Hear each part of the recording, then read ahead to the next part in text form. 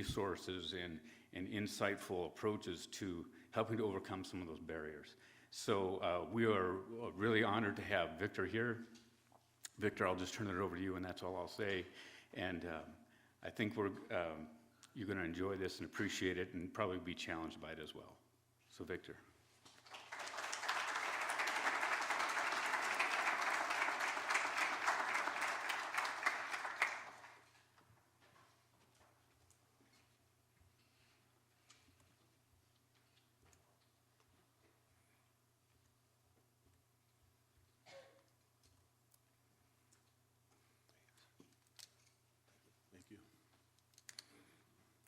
Good morning.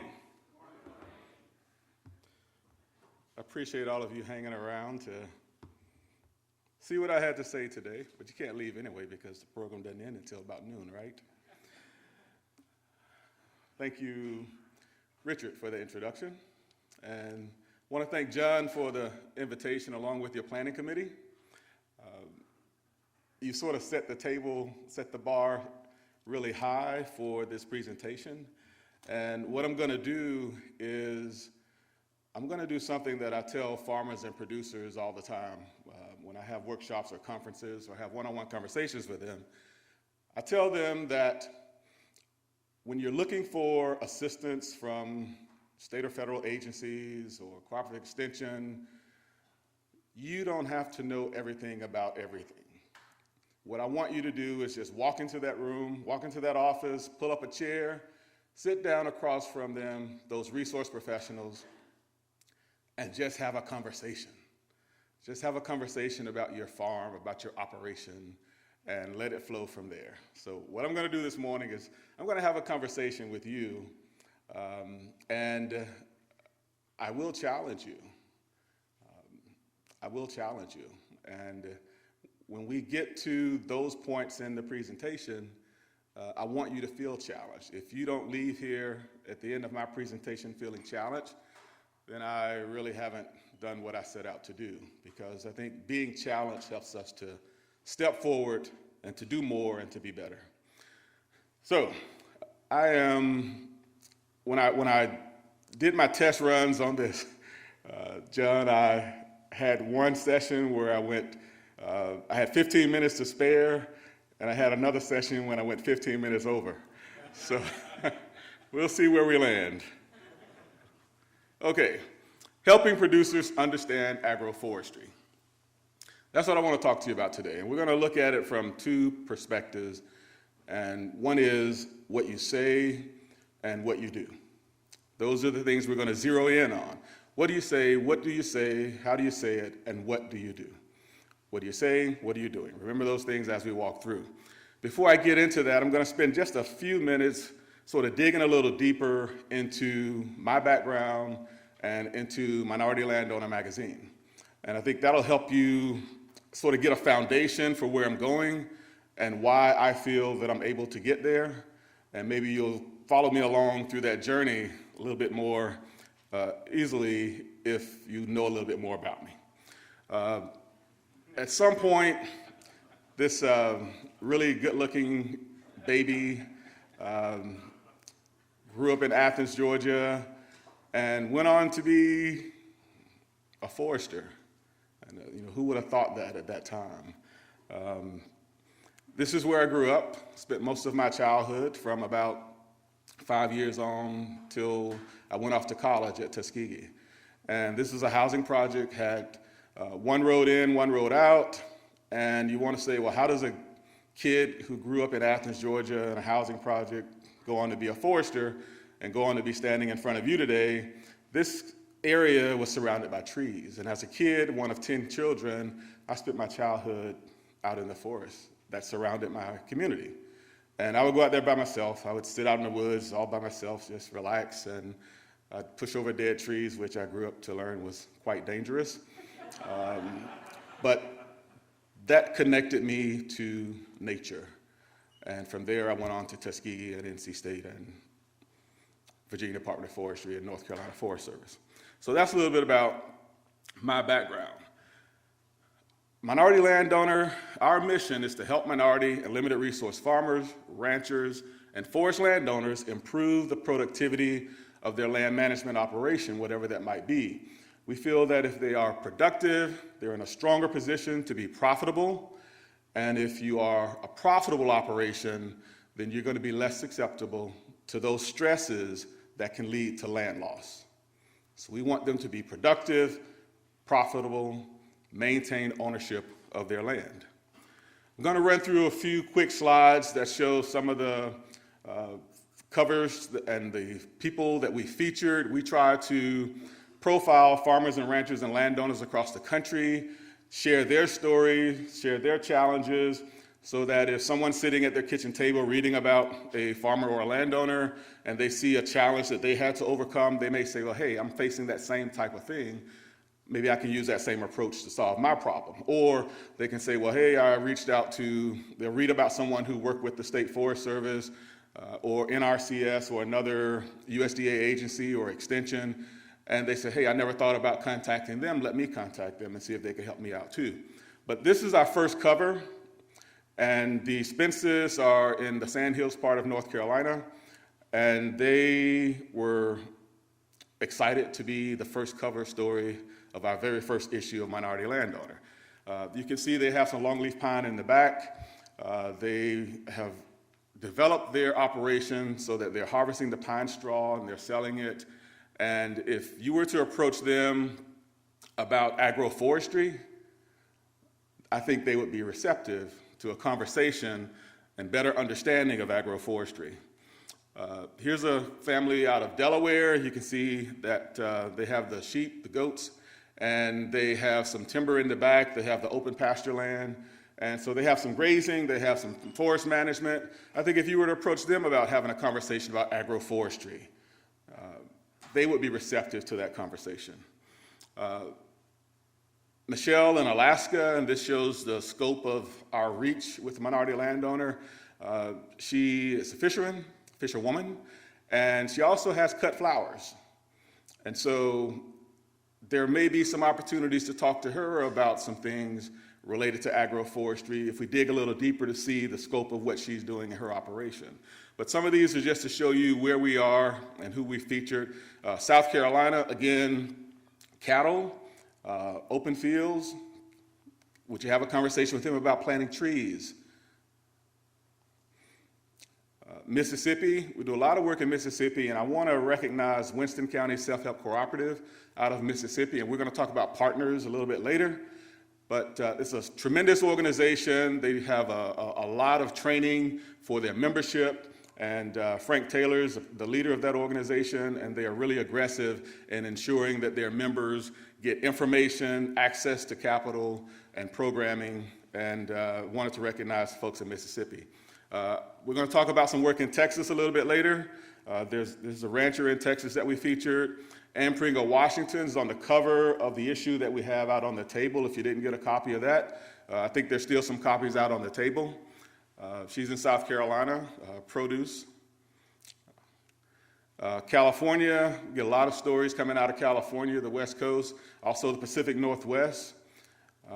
We've done stories with forest inventory analysis, the FIA program. We've done urban agriculture stories. This is a guy in Cleveland, Ohio, and he has a high tunnel. If you're familiar with high tunnels, we're going to talk about that a little later.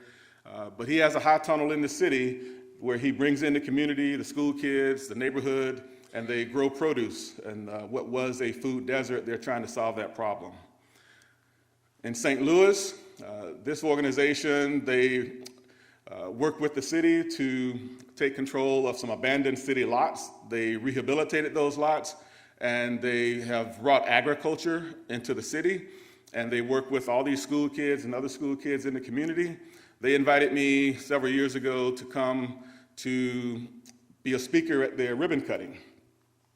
And here are some of the pictures of some of the kids. When I got there, those kids at the end of the program, they would take all the adults around and give them a tour of the stuff that they've grown, the plants that they've grown, and they not only knew the common name, but they knew the scientific names of the plants, and they knew a little bit about the nutritional value, which was impressive.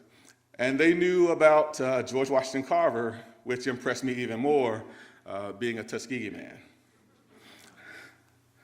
And as a Tuskegee man, I always have to have a slide in that represents Tuskegee.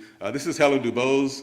She passed a few years back. She was a blueberry farmer down in Georgia, sort of the southeast of Atlanta. But she was very dedicated to agriculture. I called her the First Lady of Black Agriculture. Okay, this is a test. And just like in classroom, your days in school, high school or college, wherever it might have been, you have those group projects where the grade that one person gets is the grade everybody gets, and that's how we're going to do it today. So John's going to help me. I'm going to put up a slide of a word, and those vocabulary word tests were always the easiest ones, right? So you all should really ace this test. If you don't, I'm going to be disappointed. So let's take about 30 seconds max on your answers. And when you see the word up on the slide, raise your hand. John will come to you with the mic. I want you to give us an answer. I want you to define the word that you see on the screen. First one is silvopasture. Anybody? Here's one.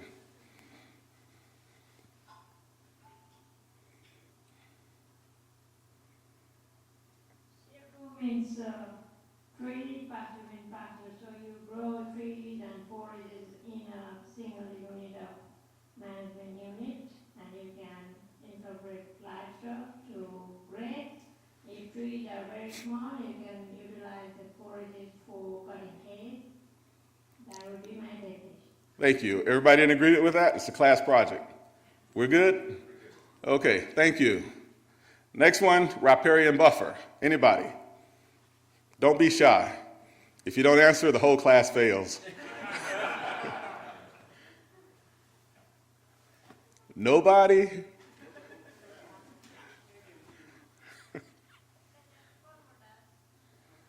Over here. Okay, you all are eating into my time. Riparian buffers are really that zone next to water course, a stream, a lake, whatever,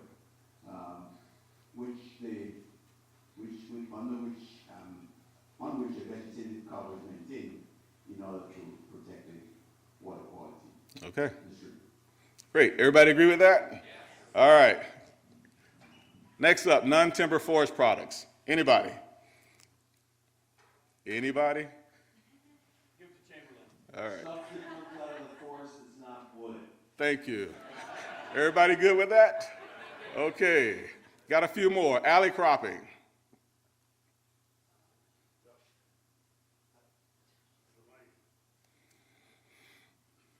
Yeah, if you have an old tobacco farm and you're not growing anything, you can put some trees in rows and leave big spaces in between so that you can grow some other crops.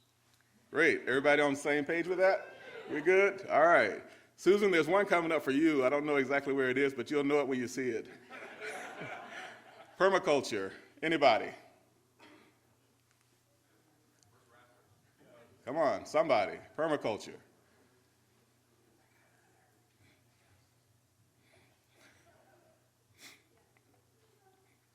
Okay, you're no longer cutting into my time, you're cutting into your break. A systems-based design approach integrating different kinds of agricultural systems. Okay. Everybody good with that? All right. Forest farming. Susan, surprise. All right. I say that that's producing products, non-timber forest products that would naturally occur under forest cover, but intentionally producing them. Okay, everybody on the same page with that? Good, thank you, Susan. And that concludes the test. Everybody passed, you get 100. The dean, make note of that. You'll get your degree sometime at the end of the summer. But the reason I wanted to go through that is because I know that you knew the answers to those questions. And I know that you are top of the line when it comes to agroforestry. And so I don't have to spend my time, I won't spend my time trying to teach you something about agroforestry because you already know that. What I want to spend my time doing is trying to give you some hints, some leads on how to talk to producers to help them understand what you already know is agroforestry. And the words we use are very important. And this is the part of the program where I'm going to challenge you. And if we had a whole day, we would take the next set of slides and we'd break up into small groups and try to reconfigure what we're going to see. But I often take a look at agendas at different events, different conferences, and I try to see the titles of those presenters. You know, what's the title of that presentation going to be? And when I went through this agenda, I just wanted to snatch out a few titles. I didn't look at whose title it was. I just looked at the title. And I pulled out some of those, and I'm going to show you some of those. And I want you to think about it in terms of an organization who not only wants to be more than that 60% of educators and researchers, but you also have an effort that I know of reaching out to producers themselves and having them be a part of who you are. And so the way that we communicate who we are and what we do is very important to that producer who's sitting at their kitchen table trying to understand us. And if we don't speak in a language or use the words that someone else outside of our industry is going to understand, then we're not going to create that welcome feeling for others to say, yeah, I want to know more about that. And even further, I want to implement what they're telling me I should implement as a practice. So if any of these are yours, please don't take offense. They just looked good in terms of what I wanted to try to communicate today, and so I pulled them out. All right. And I want you to read these and think about it in the eyes or through the mind of a producer. Insect pests and natural enemy responses to structural diversity in a production agroforestry system. Nitrogen credit trading as agroforestry payment for ecosystem service for riparian buffer establishment. Determinants of farmers' agroforestry adoption, a meta-analysis. Designing valuable agroforestry systems through integration of modeling and participatory approaches. Agroforestry and climate change, what do we know and what can be done? I can follow that. Determination of health-promoting phytochemicals in black walnuts. Interdisciplinary language, can you speak agroforestry?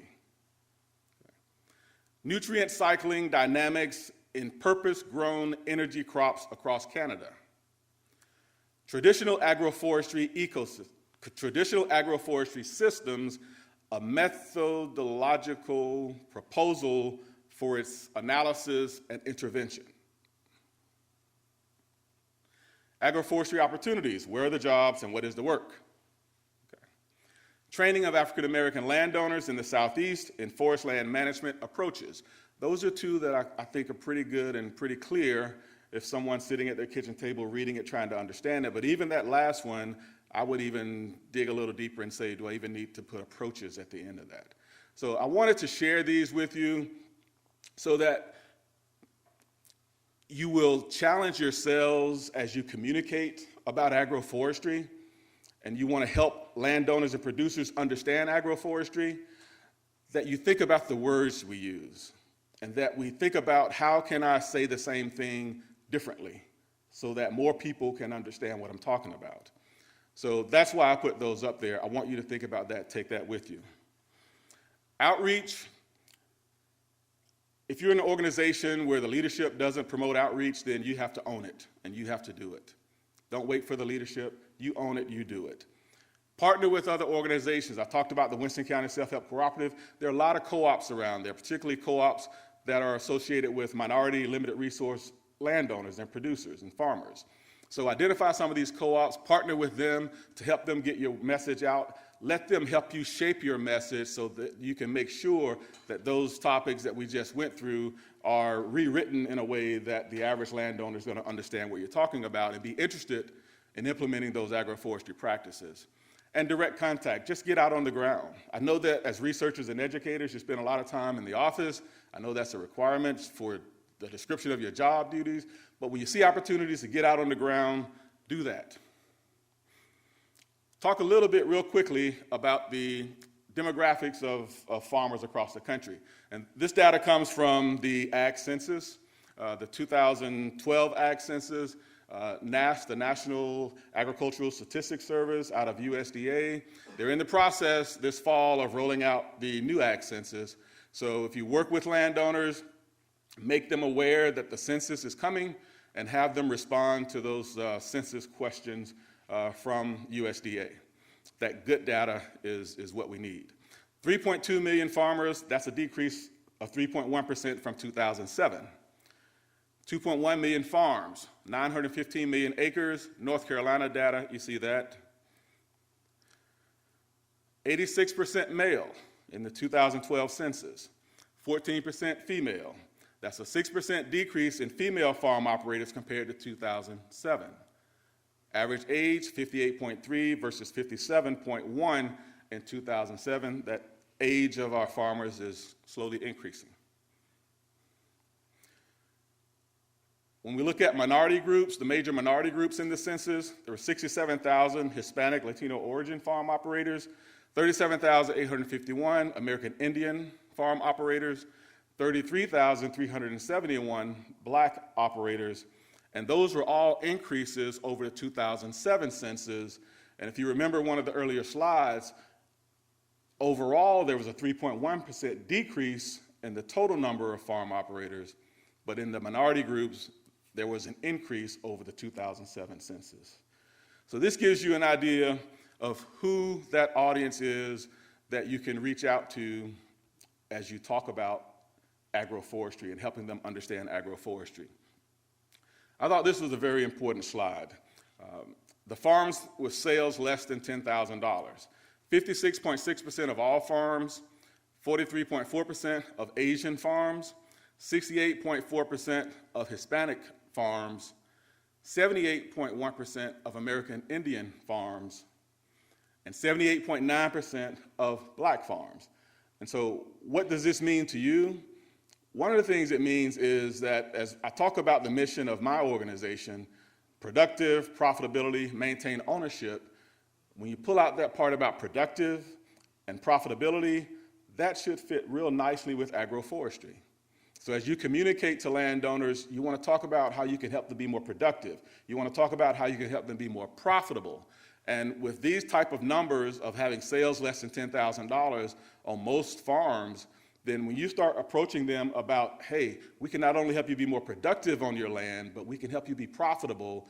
And I tell you, if agroforestry is not something that can be profitable, you're going to have a hard sale. There are folks that, hey, for society's benefits, I'm all in. For the environment's benefit, I'm all in. But at some point, you have to have a conversation about what it's going to cost me. And I'm running a business. I tell farmers, you are running a business. And if they believe me when I say that, they're at some point trying to figure out, how am I going to make some money on this? I love what I'm doing, but this is a business. How am I going to make money on this? And as you communicate with them, talk about how you can be more productive, but also talk about how you can be more profitable. And if you understand these numbers on this slide, then you know that you have a foot in the door to talk to them about what you do, because you can help them be not only productive, but profitable. Okay? I talked about partnerships. I'm going to run through a few slides that show you a partnership that my company has with NRCS in Texas. We've done similar things in South Carolina, but these are slides from Texas within the last couple of weeks. We partnered with NRCS Texas to produce farmer and landowner workshops. And I design, handle all the logistics for the workshop. First day, indoor classroom presentation. This is the one that was in Dallas. And the second day, we're out in the field. We had workshops in Dallas, we had one in Houston, we had one in South Texas, and San Benito and Harlingen, Texas. This again was the one that was in Dallas on the campus of Paul Quinn College. Think about these as you think about agroforestry and how you can use this same type of model of partnering with someone to produce workshops, where you bring them in. One day we're going to teach you the basics about agroforestry.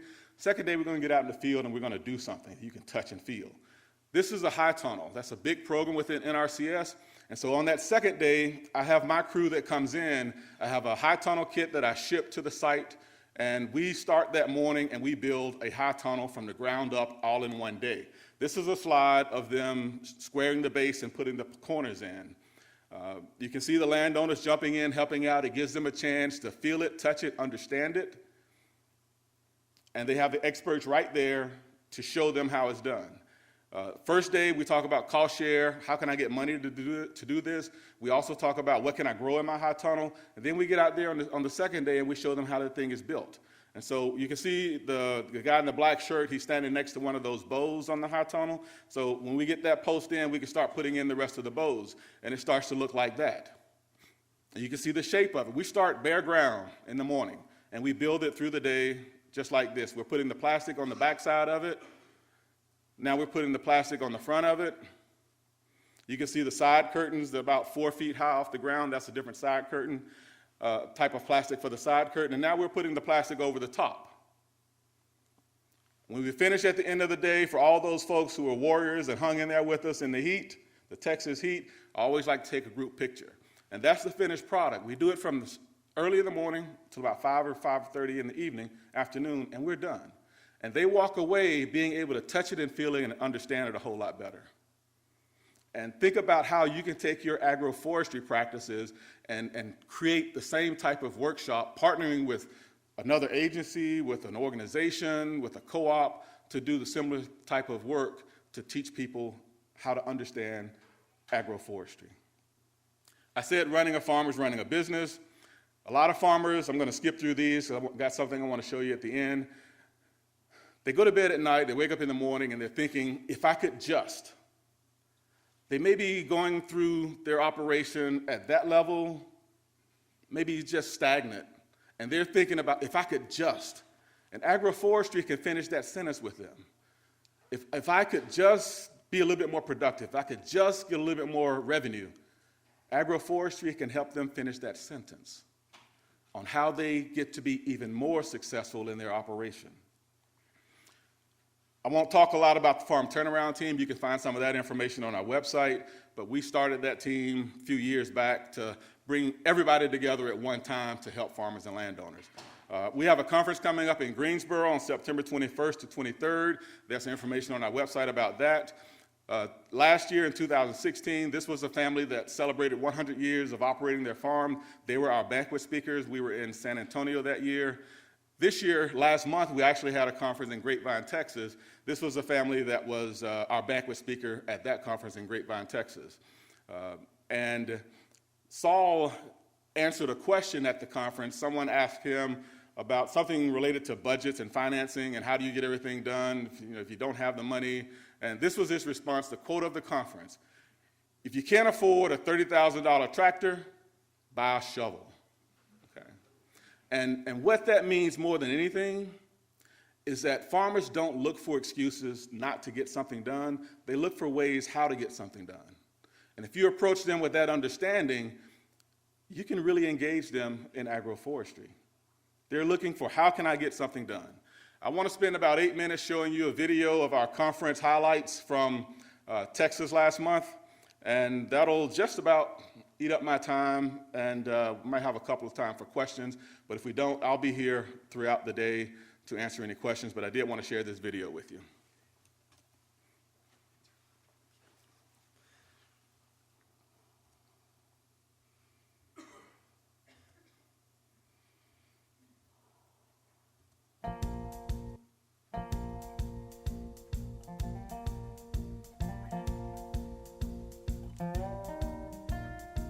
So I think that this is great to bring all the people together, not only from Texas, but across the United States. I saw that there are NRCS employees that are here from Louisiana, and there are individuals that are participating, from the Forest Service that were from Arkansas.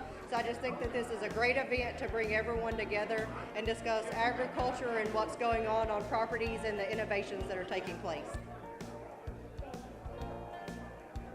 Well, I'm always looking to learn something new in this little business here. I mean, because like I hadn't grew up in it like a lot of them have been blessed and able to, but I'm trying to play catch up, and it's a lot of stuff I need to learn. A lot of stuff I have learned. My topic today is about conservation planning, and we're talking about resource concerns and how we can identify resource concerns on people's property to help them fix that. And we're going to talk about the different ways that NRCS can help them do that.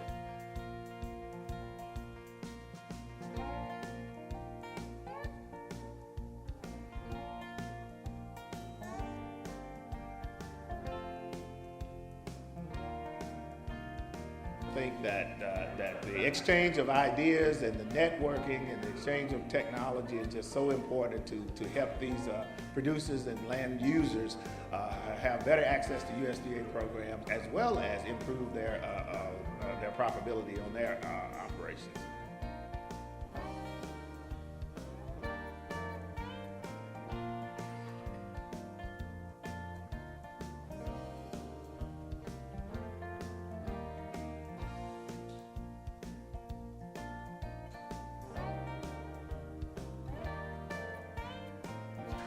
Well, I'm developing an urban farm in Dallas, and so I needed to be informed and to know what I need to do in developing this farm, and it's an educational hub for young students.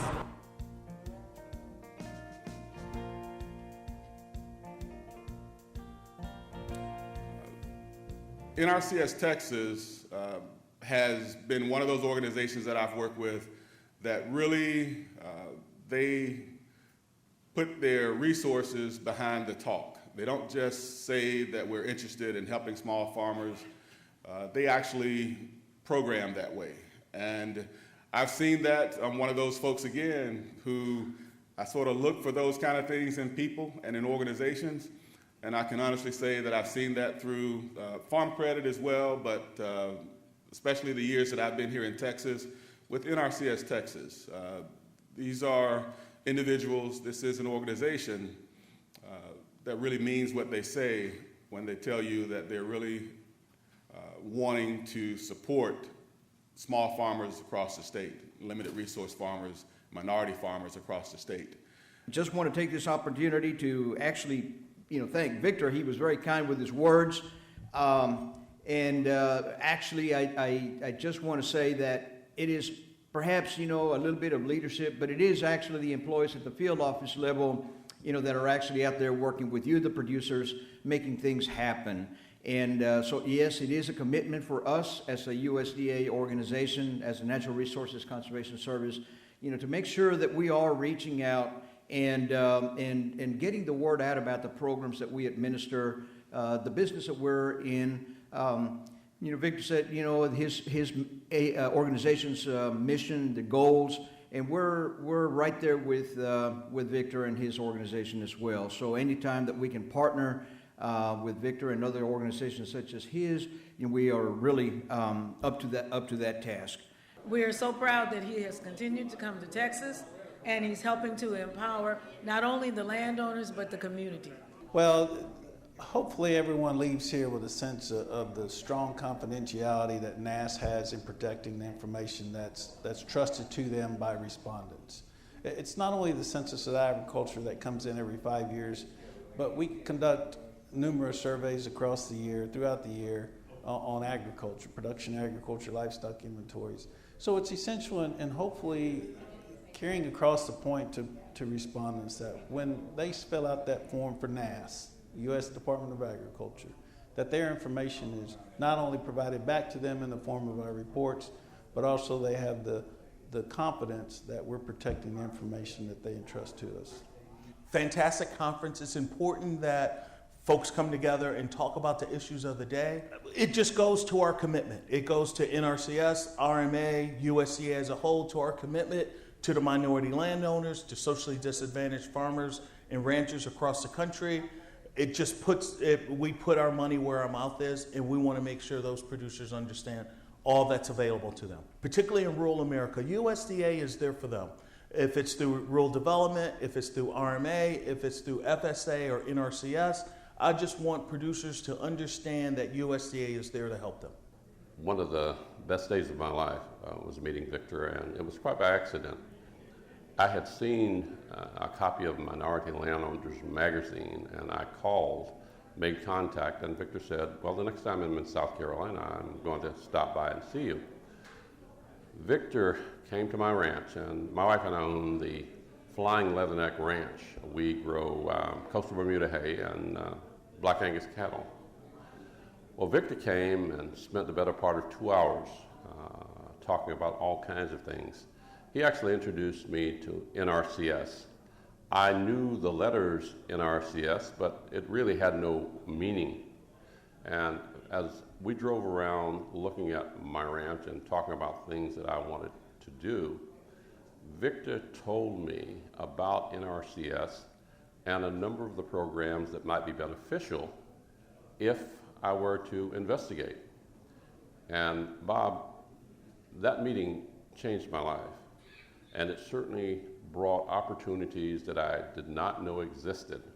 So as we joined Victor here in Dallas, or Grapevine, Texas, in 2017, I'd like to let everyone know who owns land, who might fall in one of those categories of socially disadvantaged, whether you're Hispanic or Asian or Latino or whatever you are. If you fall into the category of socially disadvantaged, it's absolutely important that you know that you're welcome to this organization, particularly for those people who are black and own land. Going from having owned, back after the Civil War, some 40 million acres of land, and today that has dwindled to less than 3 million acres of land. We can't afford to lose one more acre. So it's a very diverse group, it's a very interesting group, and we all work together to make sustainable agriculture more real for more people. So I invite you all to consider joining NRCS's opportunities and joining the minority landowners to come out and see if you can do some of the things that we've been able to do as a result of all the good work that NRCS does. I would encourage anyone who's involved in agriculture of any kind to consider joining us at the next Minority Landowners Conference.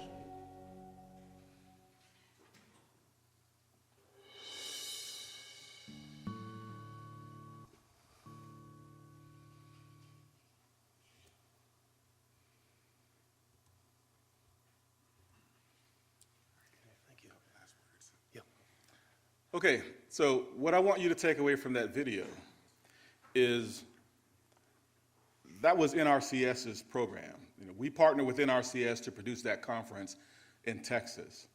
And those comments you heard from the producers, they were praising their connections, particularly the last guy, how NRCS changed his life. I want you to envision a future video where producers are talking about how agroforestry changed their lives. That's what I want you to walk away with, okay? Thank you, John, for the opportunity to come speak with you. And thanks again, Rich, for the intro. I don't know if we have time for a couple of questions, but again, I will be here throughout the day. So catch me in the hallway. I'll be glad to spend a few minutes chatting with you. Thank you.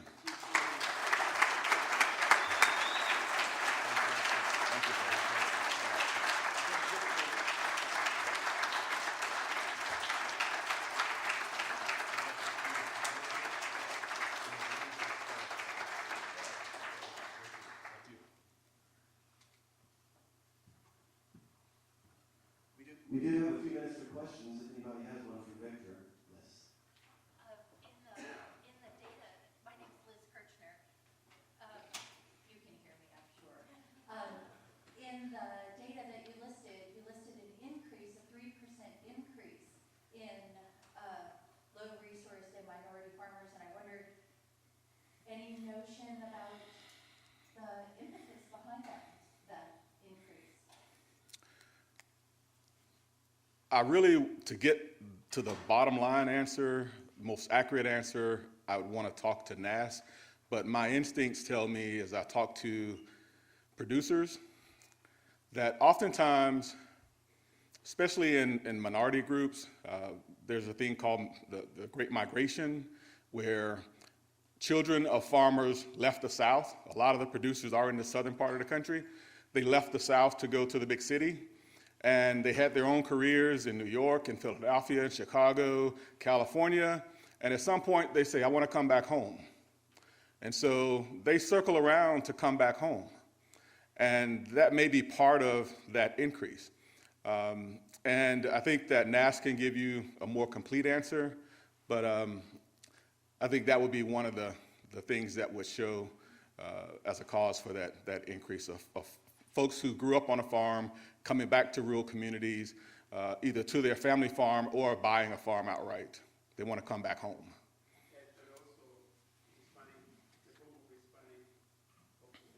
Yeah. Josh said the increase in the Hispanic population as farm operators, and they were the largest minority group in that survey. Victor, enjoyed your presentation a lot. Question, how do you decide where you're going to go for your future annual conferences, and would you be interested in partnering and hosting a specific conference with an agroforestry team in the future?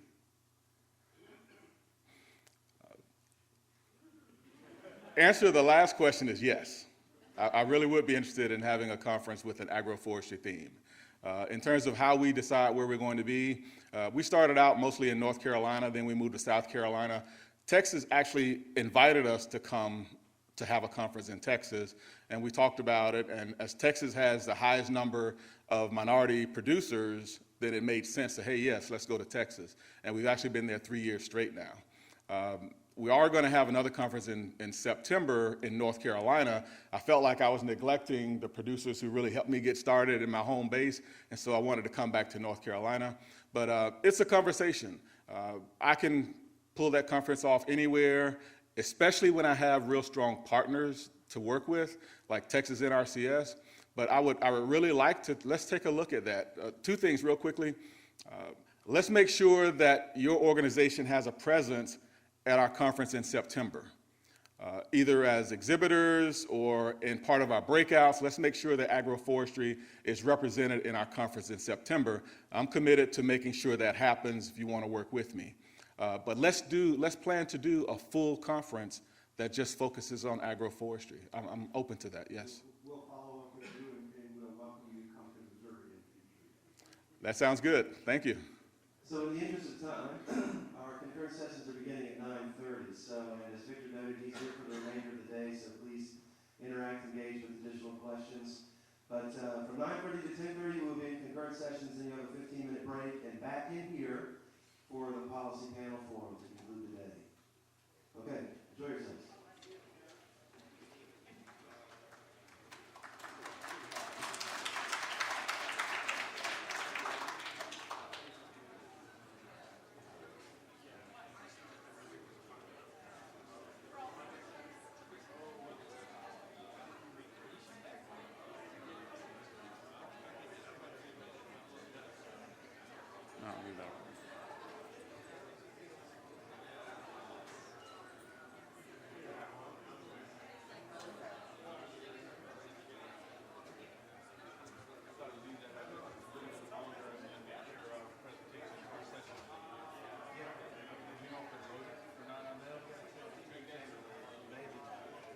Yeah, maybe things been up long enough?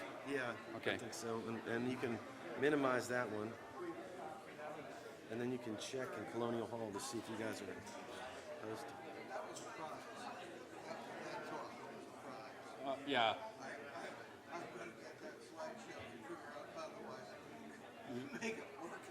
Victor is easy to work with too.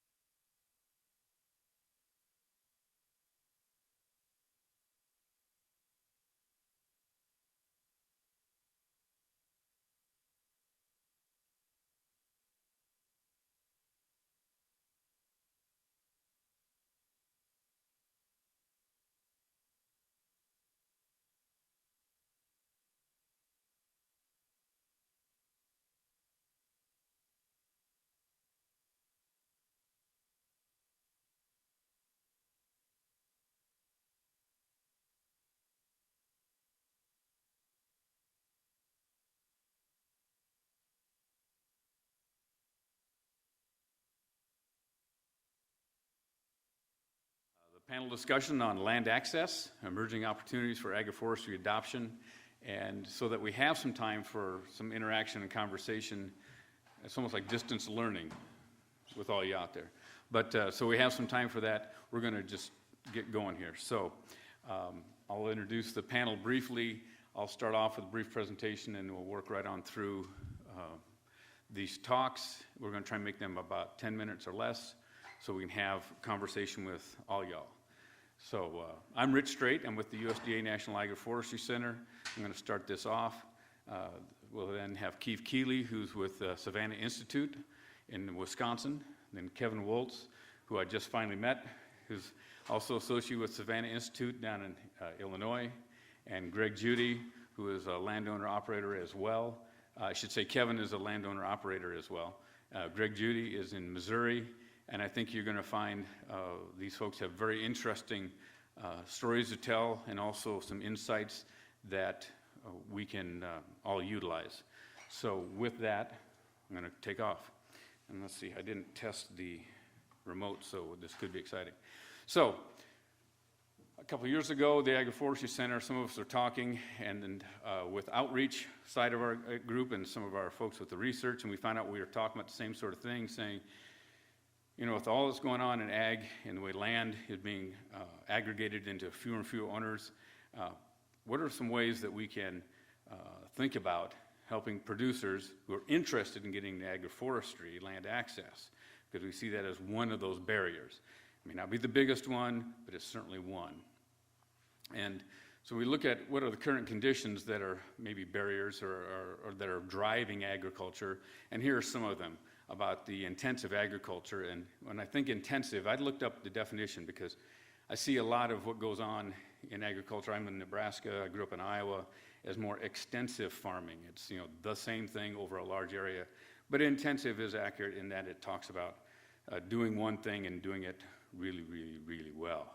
And so the impact of that, there are some of the impacts of focused on specialization, monoculture, intensive agriculture.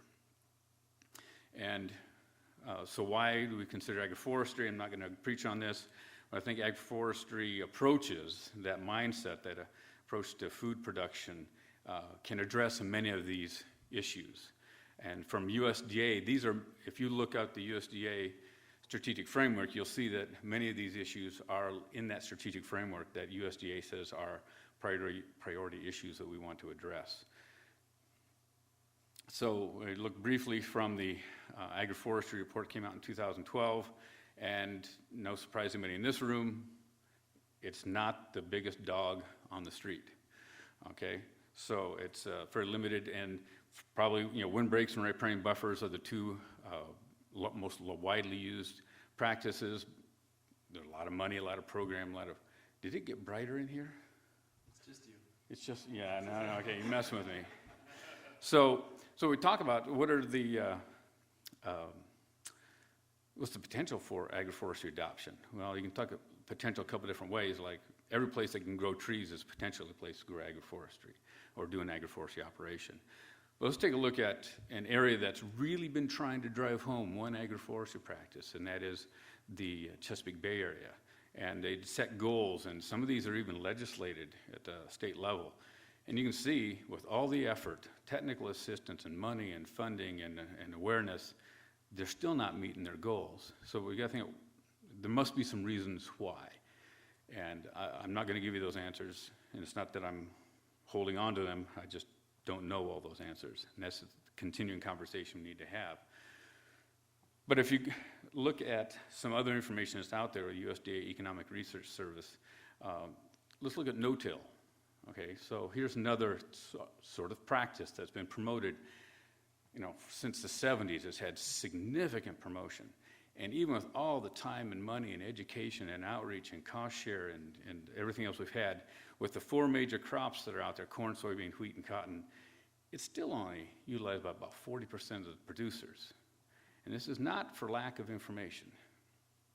So there are some issues about change that we need to address. Those are more social issues, is my guess, not just throwing money at it. There are factors that favor that intensification of simplified management and going for maximum yield. We have competition for maximum yield. The insurance system for crop insurance really is focused upon that. The high commodity prices are very definitely alluring when they're out there, but obviously commodity prices aren't always high. And there are international trade programs that impact and focus upon these high volume commodity crops. And there are also some factors out there that are contrary to agroforestry. When we've talked about some of those this week, I've heard some of these of complexity, and there's profit risk and uncertain markets or unknown markets. I mean, you can find out the price of any commodity crop, the price today, the price next week, the price next month, the price next year at a drop of a hat. And you can't do that with many of the crops that we're talking about that are produced in agroforestry systems. There's the lag time with perennial crops, and then insufficient program dollars that are just promoting it and supporting it out there. So we look at leasing or other forms of land access other than ownership, which is what this should say, that we can utilize, promote, maybe a part of an answer for helping folks who are interested in agroforestry approaches to have access to land, to enter into the agricultural business and community. I'm going to keep moving because I want you to hear what these folks have to say. When you look at land ownership, a couple takeaways here are non-operator landlords, that is land that's rented, are in the gold. And you can see that that's a fraction, but you also see there are owner-operators, and you look at the age distribution, and more of those folks who we know that this aging land ownership is going on. That means land transfers coming up. But also look at the operator landlords. Those are folks who own land, who farm some, but they also lease some of that out. And you can see that for those age groups, 55 and older, that nearly half of that land is rented or in some form or fashion. And if you look at how it's rented, the majority of those rental agreements are on an annual basis or renewed on an annual basis. And there are very few that are longer than 3 or 4 years on a renewal basis. And we're looking at perennial crops, that land tenure issue. That's a factor that we need to consider that's driving some of this. But there are some things out there that are positive going on related to agroforestry perennial crop programs. We're having more interest in government conservation programs and financial assistance. Some of the new crop insurance is starting to look at other crops other than the big commodity crops. There is a growing interest in locally sourced and organic foods. The ecosystem markets are still developing, but they haven't gone away yet. And then it's kind of like if you're looking at biomass and bioenergy, everybody's talking about has compared to natural gas. Well, natural gas may not remain the lowest price fuel forever, but right now, low commodity crops causing people to think about alternative crops. And there are some trends in farmers markets and tree crop production to suggest that there's some potential that we may be in that decade of change, that we might be able to make some real change. So from USDA's point of view, these issues that are environmental issues, that are land tenure issues, that are related to profitability of farms, of keeping farmers on the land. These are issues so from a USDA point of view, we see at the Agroforestry Center that creating land access in something other than land ownership is certainly an option that we ought to consider to help folks have access to land and begin doing these perennial cropping systems. And that's where I'm going to quit right now so I can turn it over to Keith Keeley, and he come at this from another perspective. And like I said, we're good. Unless there are questions of clarification, we'd like to just keep on moving through each of these presentations so we have a chance for some dialogue at the end. So I'll turn it over to Keith. Thanks, Rich. You bet. Sorry, I'm going to get my cat. Oops. Hello, everyone. Kevin is passing around right now a questionnaire And I'll get to what it's about a little bit later on in the talk. If you want to start at it while I'm talking, that's fine. Multitask. If you're riveted by what I'm saying and you want to wait until we're done, that's fine too. But at some point, just drop them in this box here before you leave the room, if you'd be so kind. Not required, but part of what we're trying to do here is not just tell you what we know, but gather in some more voices from the agroforestry community too. So again, I'll get to that in a little bit. So I want to start by thanking Rich and Kevin and Greg and the organizers at Blacksburg for putting this all together. I think it is an important topic, and so I'm pleased to be a part of it. I want to thank you, the audience, for your interest in it as well. And before I get any further, I also need to thank Aaron Hannum and Rachel Armstrong at a nonprofit organization called Farm Commons. They are attorneys who have devoted themselves to helping farmers and others of us in the agricultural community who are not lawyers. And so I know just enough about this to be dangerous, but they're the real experts. So I'm going to be starting out by referring to some of their work. So I want to give them due credit as well. So my niche in this is where Rich did a great job setting the stage of sort of what some of the limitations are right now for agroforestry and where leasing might provide some opportunities for overcoming some of those limitations. And we're going to hear from Kevin and Greg about what it's like to be on the end of leasing that land. Part of what I want to do is give the perspective of why a landowner might want to enter in a lease for someone who's going to do agroforestry on their land. And that's not me, but I have worked with a number of these landowners, and actually my family farm, my mother has entered into a lease for someone who's doing managed grazing that extended for a multiple period of years too. So I have a little bit of personal experience with this, as well as just with the other things I've learned that I have to share. So I think the big picture though here to start is that I just looked at the ERS report, and 39% of all farmland in the U.S. is under some sort of lease agreement. So just on that very coarse scale, if agroforestry isn't able to access those lands, then agroforestry is missing out on a lot of opportunity. And when you take pasture out of that equation, it goes up to over 50%. So most of the farmland, essentially, that's cropland, is leased in the United States. So if we want agroforestry to really scale up, we do need to think about how do we crack that code. And from the landowner point of view, a lot of landowners are leasing their land, and a lot of landowners want more options than what they have right now. Right now, options in many cases are limited to what the dominant agricultural cropping systems in that very local neighborhood are. And that can be limiting both in terms of what a landowner might want to see happen on their land, and how what happens might fulfill their values and their hopes and their vision for that land.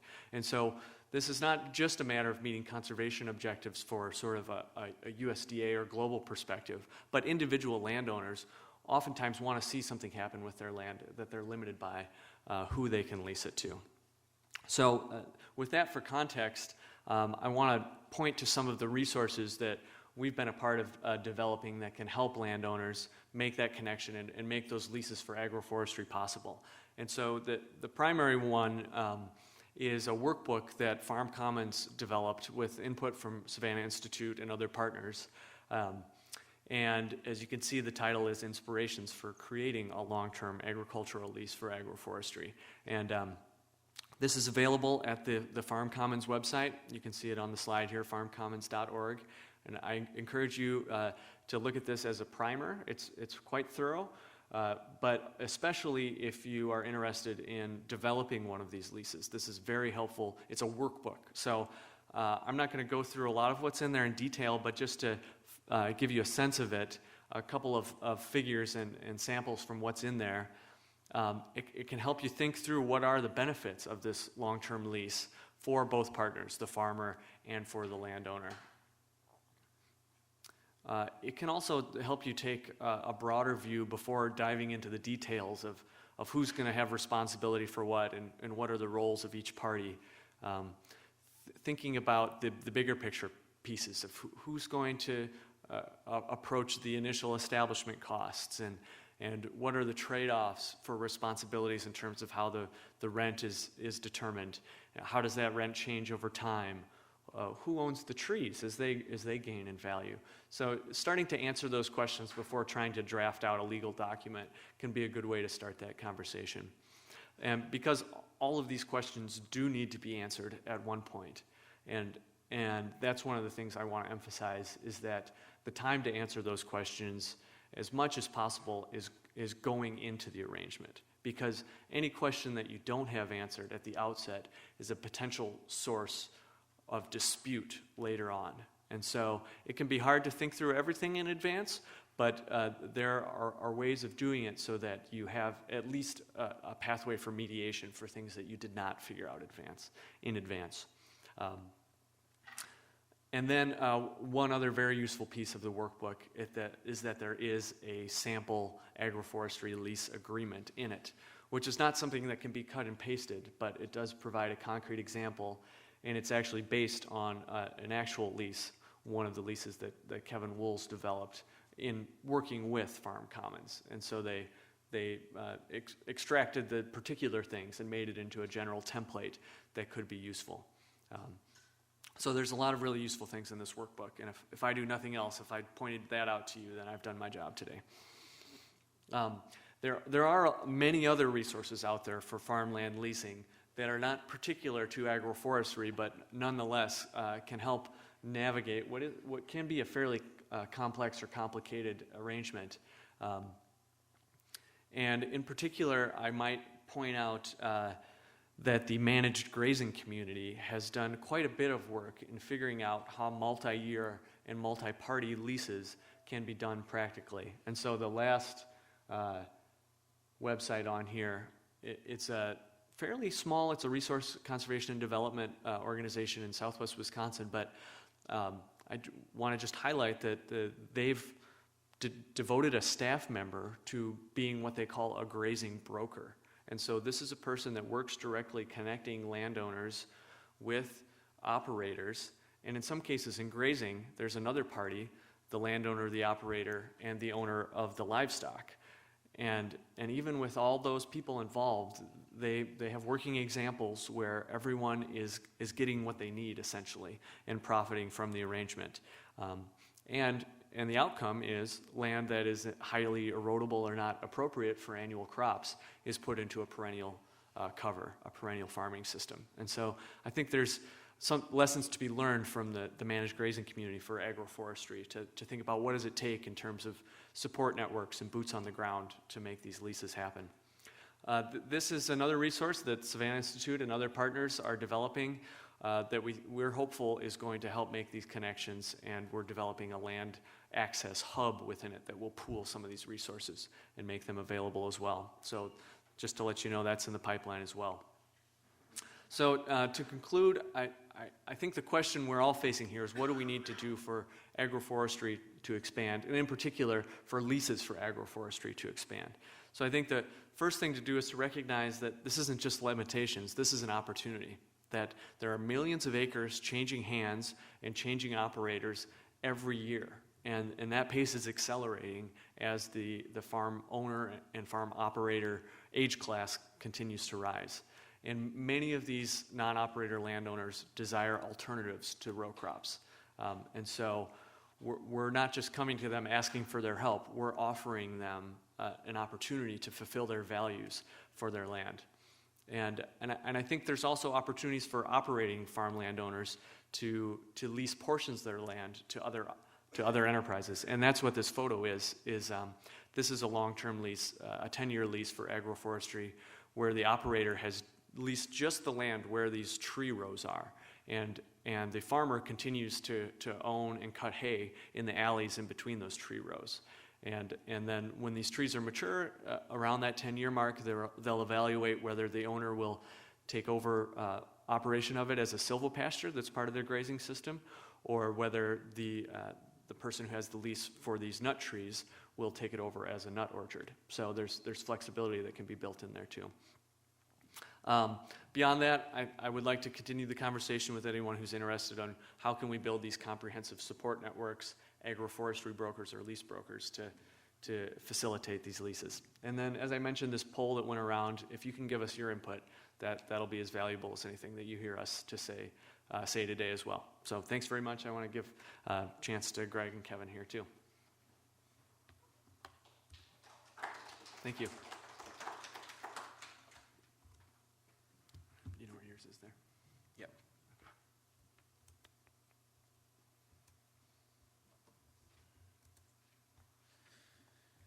Okay, hello everyone. My name is Kevin Wools. I, by day, am a PhD student at the University of Illinois. Also work with the Savannah Institute, but I've also been trying my own hand at being a farmer as well. Just a few years in, so with perennial crops, it doesn't mean I have much to show for it yet, but plants are in the ground. So I'm going to give you 2 examples of long-term leases that I am engaged in. Both of them are, well, they're similar on many levels, but also definitely have quite unique aspects to them, which I think is going to be the case almost everywhere because every landowner is different, every piece of land is different, and this is definitely not a cookie cutter approach here that we need to be taking. So, right, so we have two farms here. We'll start with the first one, Balkan Farm.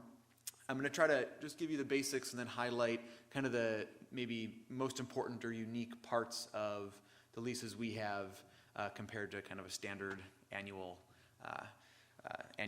crop lease. So Balkan Farm is 10 acres. The purpose of this farm for me is kind of as an R&D location and nursery for a little bit of everything so that I can pull plant material down the road when I have my dream million-acre farm.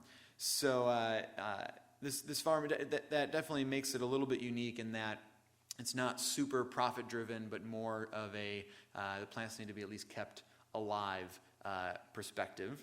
So it's a little bit lax in that realm. We have some CRP on that land as well. This farm is quite marginal soil. It's very clayey. Forest soil is what they call it in Illinois.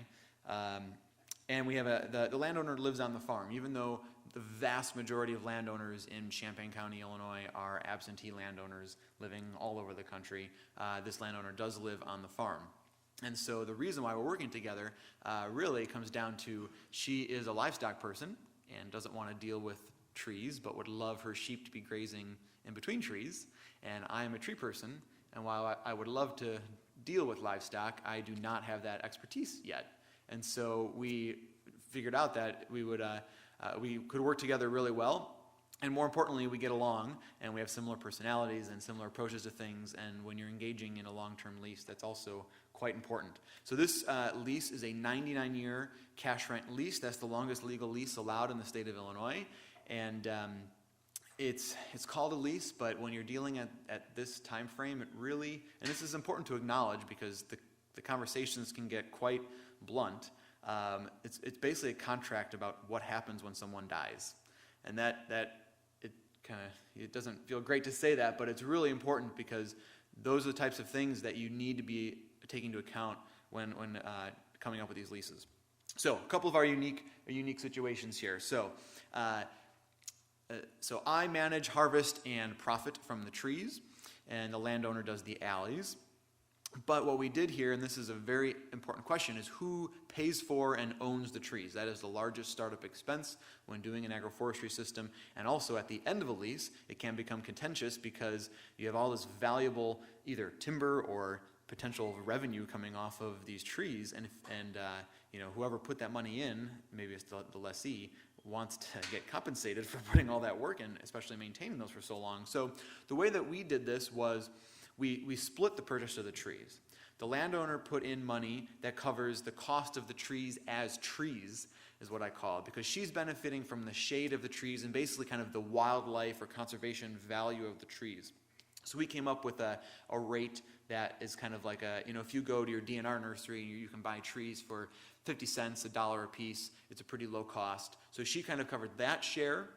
And then we took the difference of that between that and when you buy improved cultivars of things from nurseries, like actual grafted cultivars or improved seedlings and stuff. And so then I covered between the conservation value and that full value. And what that allows then is at the end, or if there's ever a sale or anything that takes place, the value of the land will be evaluated in terms of the trees as trees, not as the trees as potential orchard or revenue producers. So when we do an evaluation at the end or whenever a sale might take place, that's how it would be taken into account. So that helped lower the barrier for me in terms of barrier for entry and helped acknowledge that she's getting some benefit from these trees, pollination benefit, shade for her livestock. So I think that's a fairly unique thing that we did, and we seem to be both pretty happy with it. So the landowner then reserves the right to graze the alley. So she has sheep on her farm where she has separate paddocks, but then she brings them out and rotates them through paddocks that are in, what's an alley cropping system, sometimes in a silvopasture system, other times, depending on when things are happening. We did hay it for the first couple of years to kind of keep things simple before the livestock were introduced. So the sheep love it out there. And then we're kind of collaborating on tree protection and exactly how we do that. Most of our important trees are in tree tubes, and then a lot of the shrubs we're either kind of crossing our fingers or timing rotation through paddocks so that the sheep are not experiencing a crop that's at like a vulnerable state, such as like just after it is leafing out or something like that.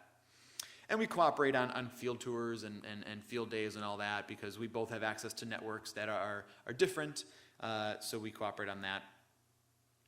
We do have some CRP on the property, and in this farm, the landowner actually paid for the cost of and receives the payments for the CRP.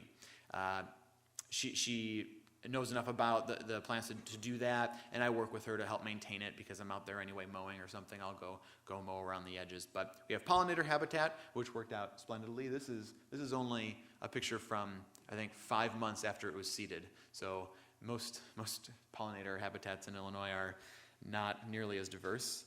And so if things go poorly, or for some reason the lease terminates, and it should not have terminated, there's a fixed formula in the lease for liquidated damages from the landowner to the lessee if that happens. And that formula is based on our startup costs, basically, what it cost to get things in the ground, and then also the formula is a fixed number. It's a linear formula, so a fixed number for startup plus some value times a number of years since planting, which accounts for effort in maintaining it over time.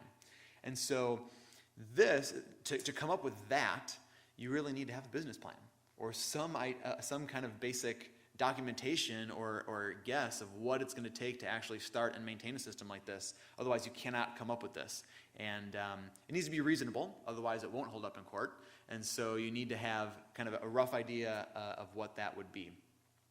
So that makes me feel a lot more secure if something did go wrong, because I've put a lot of time and effort and money into that. So the other one is if the landowner ever decides to sell her farm, or if her children inherit the farm and want to sell, which we've had conversations, so I know that she really has no intention of selling, but her children could very well do that.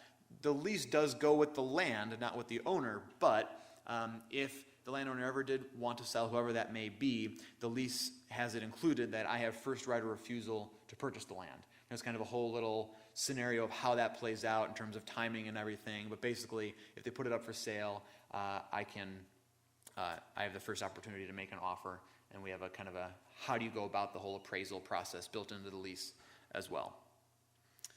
Okay, so that's the first farm. The second farm is quite a bit bigger, 21 acres, definitely structured to be more of a commercial producing farm, so that's much more serious. And the lease is actually, most parts are similar, but it's simpler. We don't have the reserving the right to graze the alleys. This landowner is an absentee landowner. She's not around to really be engaged on the farm. And so it's a straight up cash rent lease. I have also a lot of CRP, but in this situation, I'm the one paying for installing and maintaining the CRP and therefore get those payments. And I guess I'll show it on this side. So most of the farm is currants, mostly black currants, which is our main cash crop, and chestnuts and or hazelnuts in polyculture with those. So currants will be the main thing early on.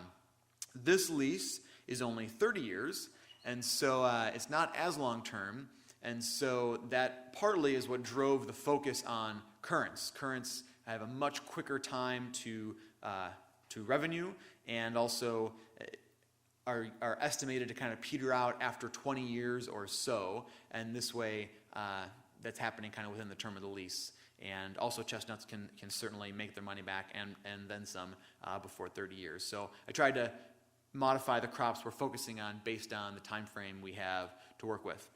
And this soil is top-notch soil for Central Illinois, is about the nicest kind of mollisol you can imagine, and so the rent is definitely higher for that. And like I said, the landowner is absentee landowner, and we have probably annual meetings to kind of just go over everything, make sure we're all on the same page and everything's still working.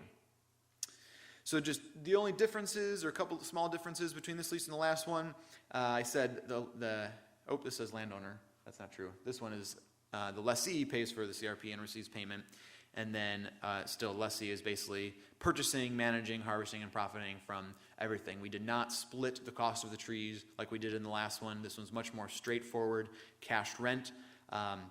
Because of that, then, those liquidated damages are going to be a little bit higher per acre because more initial cost. And so because the initial cost is a lot higher, this one is also a little bit unique in that I also have investors involved as well. So we have a third party now, landowner, farm manager, investors, all kind of playing together to make one farm happen. And I think that is an amazing model that we can replicate all over the place. I definitely know that there are plenty of landowners that I already know that would be happy to lease land to me. I've got me that's willing and hopefully able as soon as I have the bandwidth to do so. And there's plenty of investors willing and ready to invest in these crops because they know that it's profitable. And so the limiting factor by far, though, is having enough farmers to get it done, and the proper lease structures that can govern it. So I'll leave this up here. This is kind of the research projects that we're doing, but I'm going to pass it over to Greg for the last segment.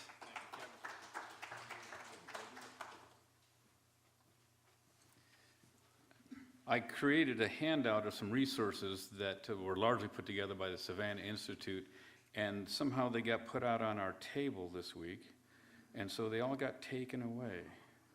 So if you are interested in getting a list of resources related to land access, if you'd contact me, give me your email, I'll send that out to you.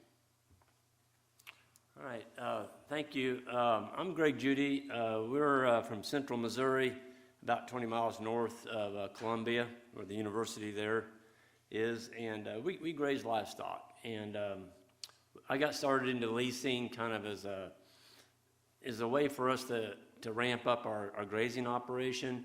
Instead of trying to own all the land, we started leasing land, and it's been pretty successful. I got into agroforestry several years ago. And this is what we're dealing with, folks. Healthy soil, plants, animals, and the people. And I think if we take care of all these, everybody benefits in the end. Our landowners, we've started working with them. We've got a lot of timber on our farms. We've got 1,620 acres. Of that, 16 farms total. We lease 12 of those. And we're pretty fortunate that they're all within 5 miles of our house. And one of the things that we do is we've got a lot of timber. We've got 900 acres of timber. And so we've planted a lot of trees, but we're also going into unmanaged timber. And I think that's where a lot of our successes come from. We're taking areas like this that used to be just choked with brush, and with a little bit of selective cutting and then using livestock as our tool, we can landscape a lot of these properties. And, we talk about value to the landowner. We're into aesthetics, folks. If you can make the land look nice, that's worth a lot of money to the landowner. And if you lose that lease, you're out of the grazing business. And so we like to look at ourselves as landscapers. People, we get farms, they look pretty bad. There's not any fence out there. The brush has been choking. It's taken over the pastures. Maybe not a water point. We can develop all that. These are our landowner categories: absentee landowners, hunter landowners, hobby landowners, and retired farmers. Folks, there's a lot of people out here that own land. They don't know how to manage it. Maybe it's an investment, maybe it's a retirement, whatever. But we can come in and help these folks. This is what we're looking for when we find lease land. We want it to be idle. We don't want anybody living on it. We want it to be kind of broken down. We're looking for farms that nobody else wants. And if we can go into those areas, the less attractive, the cheaper we can get the lease. And folks, it's about economics. I know profit, you hear the buzzword profit, well, that's a dirty word. No, it's not. You have got to be able to stay on the land. And if you're not making a profit, you're not going to be able to stay on the land. And so we need to have that discussion. This is one we just got. It's a newly leased idle farm. It has 70 years and no livestock on it. And it's got a lot of timber on it, unmanaged timber. It's 240 acres. And, it fastens right onto another one of our farms. And so it was a very attractive farm for me to look at going after, even though it didn't have any fence on it. So here we are. This is our practices. We go in and we take up the old wire. Always take up the old fence. Don't put a new fence where there's an old fence. And we make it look nice. And so we put in everything we put in is painted. You want it to look like a show place, because you are in the showmanship business. And ranching, especially grazing livestock, your farms are an image of you. And if you have sharp, attractive, very manicured-looking farms, people like that. They don't want their farm to look broken down, and so that's something we kind of pride ourselves on. We don't have a lot of equipment. That's the beauty I like about grazing livestock. It takes an ATV. That's it. And we didn't have an ATV when we started. But there we are, clearing brush. Leasing land, I think it's an unfair advantage. When you can manage land without owning it, it's easy. It's a lot easier to scale up your production. The lease is tax deductible. Land payments are not. We've been able to significantly increase our cows. We graze cattle, sheep, pigs, and chickens, and we've also got into shiitake mushrooms as another business. I don't ever want to have a conversation with a landowner unless we can talk multi-year lease. I will never lease a farm by the year. I did in the past, and that's a wreck. You've got a lot of labor and time, and you've got to have some time here to recoup that. And we won't lease the farm unless we have at least 5 years, and we have some really long leases. We do have a lifetime lease now, and it's in the lease. The landowner can't sell that farm until I'm dead. That's pretty cool. Talking about death, I can manage that farm like I own it. He's still making payments on that farm. But he is so thankful for what we've done with that farm, he doesn't want to take a chance of losing us as a manager. And so I had a 10-year lease on it. He ripped it up. He ripped up my 10-year lease and said it wasn't any good. And he gave me a lifetime lease. He's not the only one out there, folks. I've got other leases that say, Greg, what you're doing on this farm, I never want to sell this farm. And so if we lose a farm, I feel like it's kind of our fault. I've lost that landowner relationship, keeping an open line of communication going. And I think that's extremely important, giving landowners updates. See, we're dealing with absentee landowners. They don't get to see their farm. We are their contact. So we give them lots of emails, lots of pictures, just keeping that open line of communication. And I hear that all the time. I got a farm, but I lost it. Well, you lost that line of communication. You've got to keep that open. Here's something we're doing. So this is a farm that a guy gave away the hay, and you know what happens? He bankrupted all the open areas so it won't grow anything. And so we're bringing fertility onto his farm now. That's purchased hay. We buy our hay, and we're unrolling it in the wintertime on these pastures. And these are our microbe feeders. So we do mob grazing. Our cattle are moved anywhere from 4 to 10 times a day, and we have them all in one big herd. So we're laying down a lot of carbon. But folks, we don't come back. We don't come back to these farms until they're fully recovered. And so we're using this group of livestock to also turn a lot of this unmanaged timber into some beautiful silvopasture. This is how we got started. We just drove around, looked, went to the courthouse, tied some of that stuff together. This is another farm. This one had no livestock on it for 70 years. Folks, in the past, I would have thrown a match on that and burned all the duff. Well, there's tons of carbon here. And now we use the livestock. We're tramping that carbon. We don't have enough carbon in our soils. I'm sure not going to throw a match to it. We're going to use the cattle to trample this on the ground. But wildlife, that's huge. That's a huge component. I don't think it's talked about enough. When you go on to a landowner, some of these landowners are hunters. They like to see better game. Some people like just viewing livestock. They like to ride through the farm and see the different types of wildlife. We can do that. We're using the pigs. We found out that the pigs don't root if you manage them correctly. And so these are a huge advantage in the silvopasture areas, so we're converting it back to silvopasture.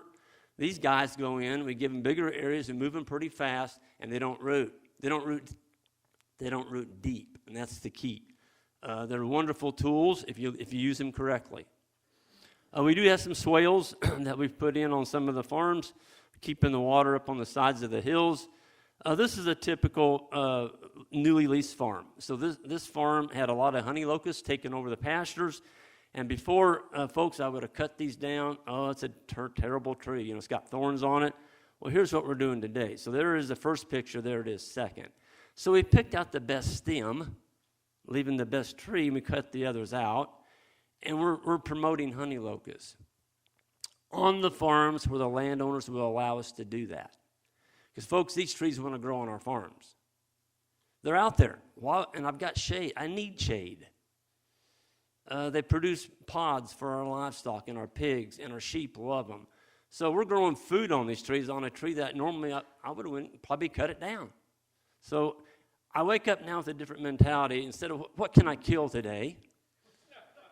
You know, how can I make some money from that tree? And it's a wonderful feeling not to wake up every morning and think about killing. Here's the typical. So there's some of our silvopasture. This is actually along a riparian zone. We went in and cut out the junk trees and left the walnuts, the oaks, the hickory, some of our money logs, opened up that canopy, and then we put a cover crop in there. The pigs went in first, and right behind the pigs, all the pigs do is just lightly turn the leaf litter. Right behind that, we're in there with a cover crop, putting it down. Look at that. And that's just beautiful forage for our cattle. So we took basically an area, and see, the cattle are only on that for about 4 hours. They're gone. And the key is time. Livestock in timber will destroy timber if you leave them there 365 days of the year. But we do pulse grazing. They're only in there for a couple hours, and we're gone. We're doing a lot of coppicing. We're coppicing autumn olive. This is another one I used to try and wake up in the morning, and I would have nightmares trying to kill it. We don't kill it anymore, folks. There's money to be made with this invasive species, believe it or not. There it is. So that's a coppice tree. That one's only about 3 months old. The sheep come in and just devour these leaves. And our cattle do, and the white-tailed deer love the coppicing. So we're keeping the plants about chest high. When they get over chest high, we chop them off. So we're growing a lot of food on an invasive species tree that is putting root exudates down into the soil. We're healing the soil with an invasive. I like it. It's better than killing. Here's an area. This is a mature white oak forest, and it had a lot of nasty trees, and it just weren't money makers at all. We kept the better stems, and we get lumber, shiitake logs, firewood, and we've got a savanna when we're done. We're up to 950 shiitake logs now, And those are really neat. Instead of just, when you go in and trim out timber, instead of getting firewood, now we're growing food. We're growing food on a log. That's pretty cool. So there's the mushroom logs. They really crank. I just love the mushrooms. We're selling out everything that we can produce to restaurants, health food stores, and we have some employees. We all get to eat mushrooms. That's kind of a neat. This is a farm that we had leased for 17 years, and the landowner would not allow you to cut a tree on that farm. And I was kind of paranoid about this. Those are all honey locusts. And when I leased that farm, they were about waist high. That's 17 years. Now they're about 35 feet high. Folks, when the cattle go into that honey locust savanna on a 100-degree day, they almost have a smile on their face. It's comfortable in there. It's really comfortable. They lay down. They're all chewing, ruminating. The grass goes right up to the edge of the honey locust. And the honey locust, they've already found out the lignin value is lower, underneath the honey locust. So that's all good. This is some of the practices that we use. This would be cattle. We're using them as a tool. We're beating up multifer rosebush in a new silvopasture area. So that the multifer rosebushes came up. We can't mow those areas. There's stumps in there. Those are our mowers. There's 379 of them. And they have 4 legs. They're only on that area for 5 minutes, and then they're moved to the next piece. And so they defecate, they trample, they urinate, and they're gone. And we don't come back to that till it's fully recovered. That's what it looks like. Folks, we've got riparian zones restored now using livestock for short periods. This is a continuously grazed area, and we've turned that back into something that looks like that. There's fish in that stream now. The banks are protected all the way to the edge of the water. We have our own sawmill now, so we're actually sawing lumber. This is a nuisance tree on some of our farms, eastern red cedar. What do you do with it? We're making some money with it. We're sawing it into boards.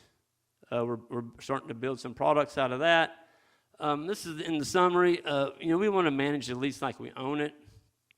If you will do that, there's probably a pretty good chance you're not going to get kicked off that lease. And that's because you have done above and beyond what anybody else will do. I mean, if they kick you off the lease, who's going to manage that farm for them?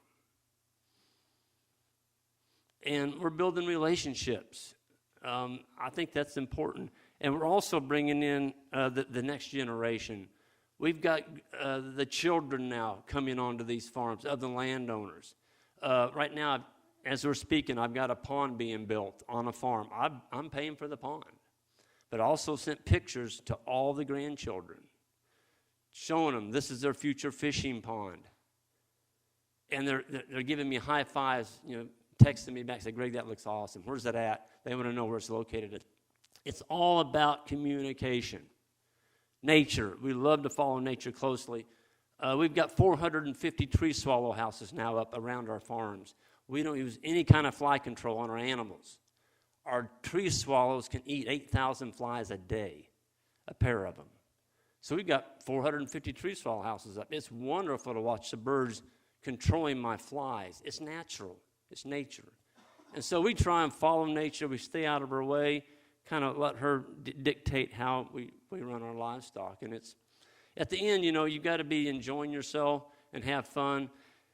And when you're passionate about what you're doing, it's contagious. It's contagious to the landowners. They want to be part of that. And I think that's part of our success. And with that, I think I'll wrap up, and thank you all.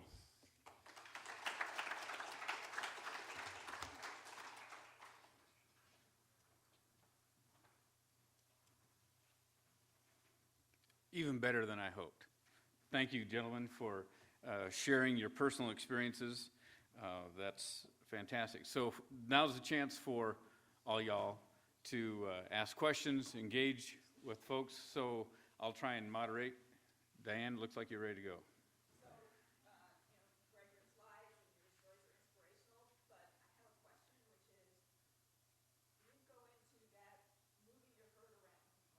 How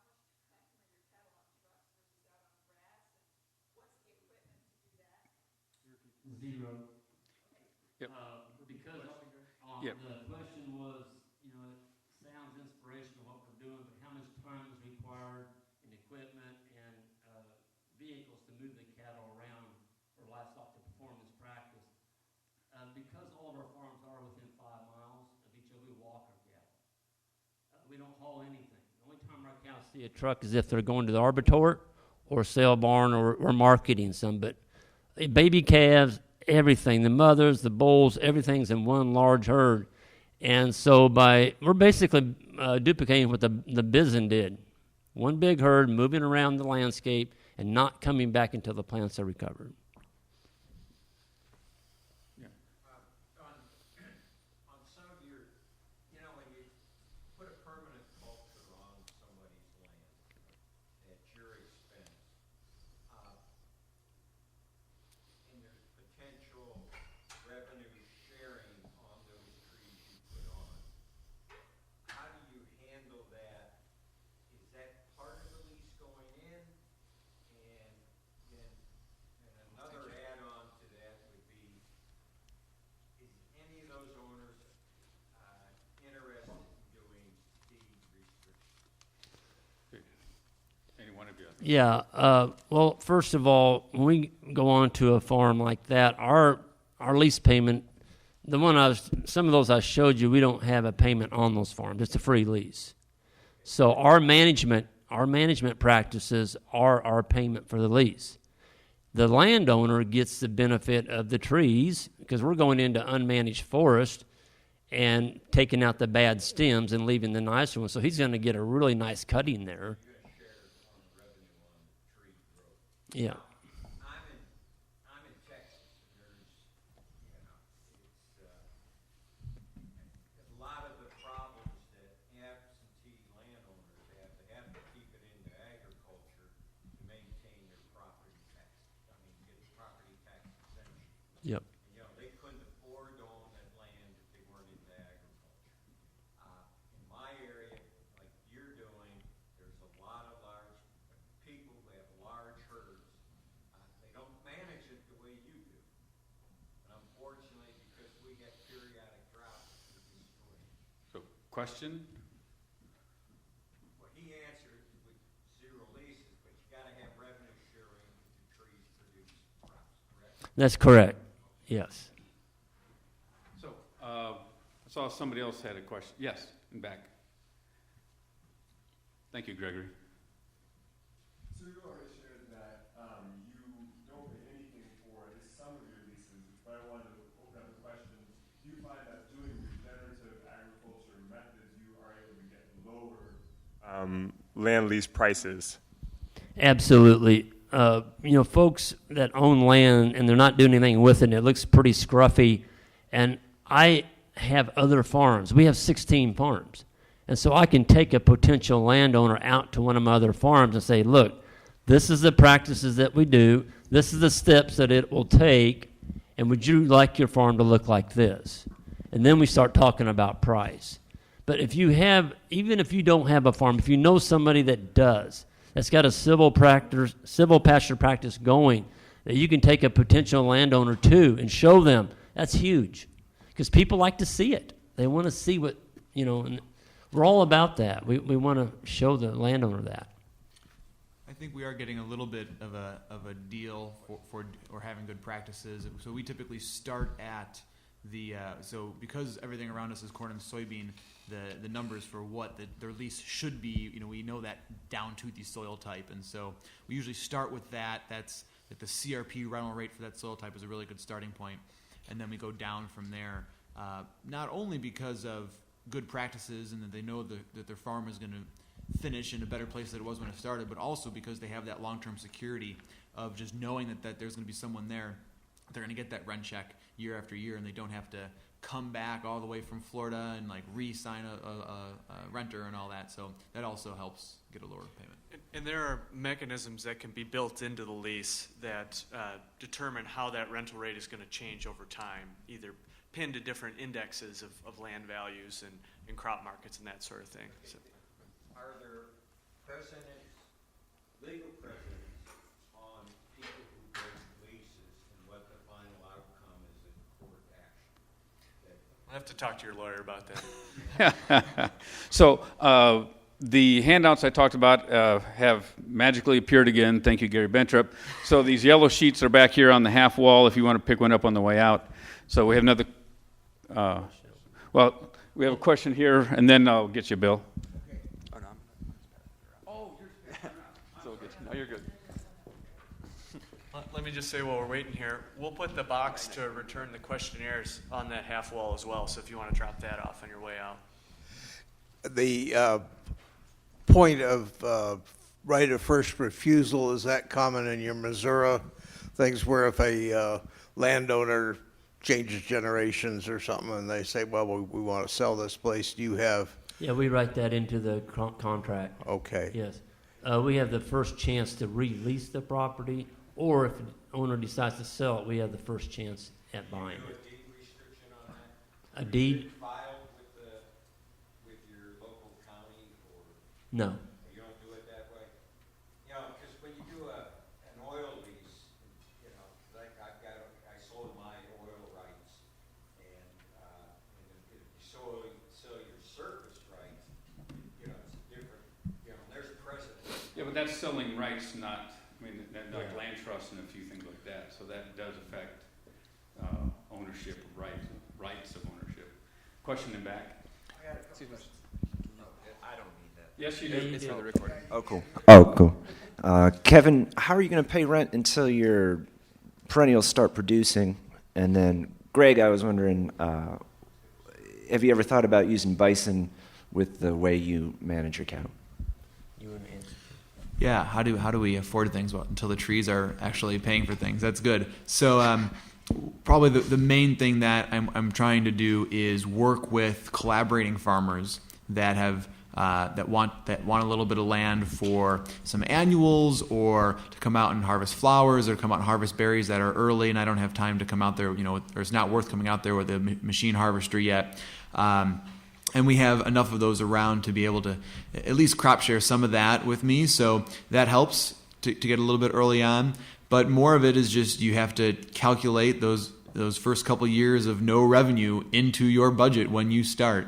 Now, if you are a farmer that does also annuals or something, or if I was doing my own grazing as well and I could put chickens on that one farm and I had time to do that, that would be great. Otherwise, you need to budget it in from the start. On the bison, you know, I've thought about it several times. We don't have the fencing to hold buffalo. You know, a lot of our farms are one single high tensile wire, but our cattle are all broke to hot wire. A buffalo would laugh at that, probably. Yeah. So when you drive in Nebraska, it's the good life on the billboard. When you go to Missouri, it's the show me state. When you go to Maine, it's the way it ought to be. You should put all of those on a billboard at your ranch as a promotional. Thank you. Good question. I was wondering, in the United States, do farmers need permission from landowners to plant trees on their land? And if so, are these landowners very willing to provide this permission? Because in Flanders, this is a barrier, because landowners, well, trees are very protected in Flanders, and they are scared that they will never get the trees out of their land. So often they're not really willing to give this permission to farmers. I can answer that if you want. So to my knowledge, there's no legal requirement or protection for the trees in most cases, and so there's no law that a leasee has to get permission to plant trees. It's probably a good idea. But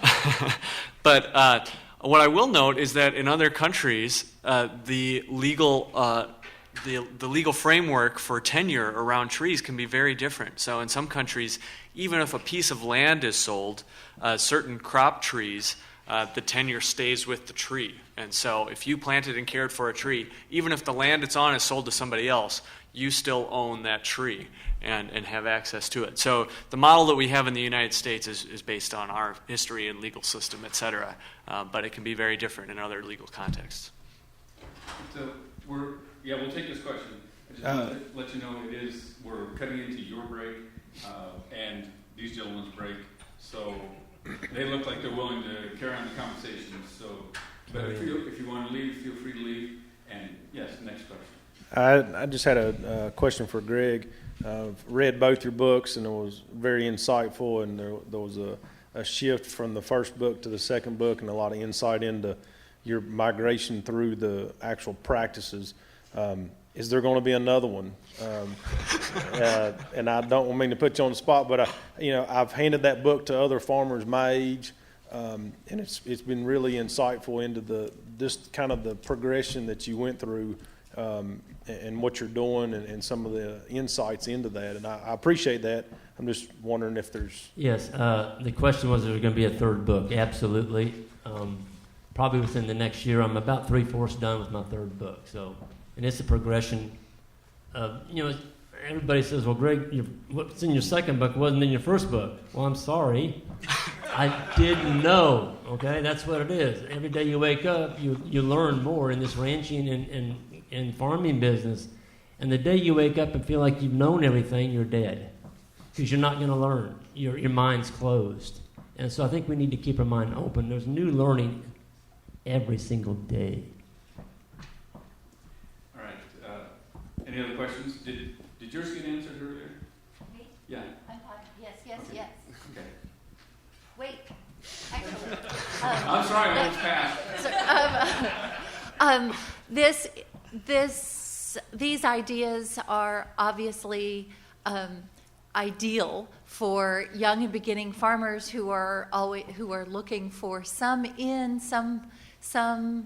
foot of land. Are you talking to young and beginning farmers? Question mark. Yes, we do run an internship program, and we have for 8 years. And so we take young, aspiring farmers, and they come onto our farm, and they work with us for a year on our farm. We pay them, feed them, house them, and then we find them a place. How young? Do they have They got to be 18. I don't want to sign guardianship. I signed the guardianship papers on one. He was that good. But we like for them to be over 18, preferably, and we've taken them as old as 50. So it's all ages. If you show the passion, we have a spot, and we will accept you. But there's a huge opportunity. You're right. For young people, the biggest barrier getting into this is access to the land. I mean, how are you going to tell an 18 to 25-year-old kid to go out here and get his hands on land and do this? He can't do it. Yeah. But if he can lease it and he knows how to manage the land, it's out here. The opportunities are here, folks. I'm serious. And if I might add to that briefly, as Kevin mentioned, we've seen in a number of contexts that a main limitation for agroforestry expanding is having the farmers to actually do it.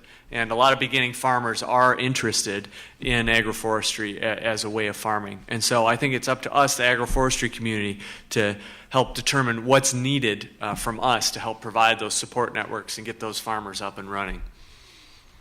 Maybe just one more question, Bill. We have a leasee who are working towards a multi-year lease, but ultimately he's very interested and knowledgeable about agroforestry, permaculture, and so forth. Ultimately, to make this work, he's got to become a partner, but he's starting from a resource-poor base. And so we're trying to figure that out. Do you have any experience with moving essentially from a leasee tenant to where they're part of the partnership and the farm ownership? Well, first of all, you can't hamstring that young fellow with a big payment. That's right. He not only can't hamstring it, he can't. You have got to invest some capital in that guy, and that capital may be not charging him anything for the first couple of years until he gets his feet on the ground. And we've done that, and I think that's huge. I've had landowners do that with me when I was first starting. They saw what we were willing to do, and they said, you know what, if you're into this, we're going to give you time. And time is worth a lot of money. It really is.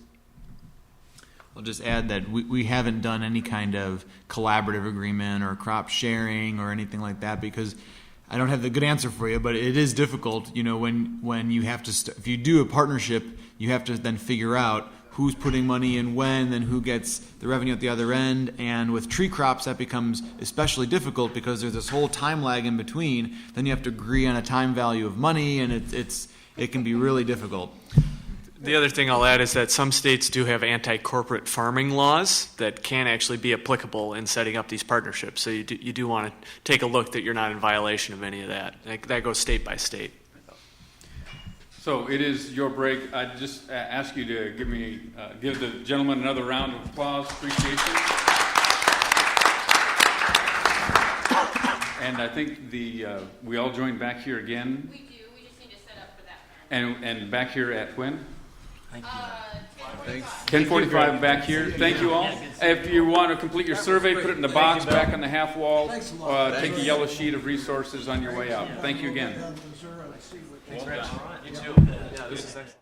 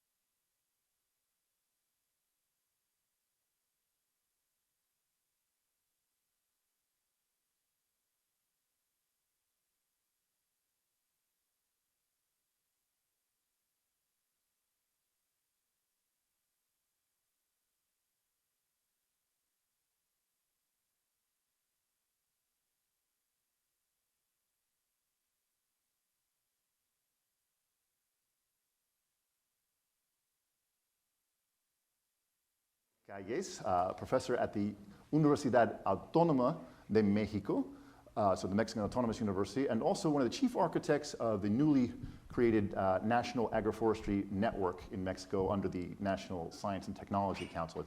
It's called REDSAM, right? Yeah. And also on stage is Adrian Ares of Virginia Tech, who will be facilitating translation as needed. We're going to just do our best to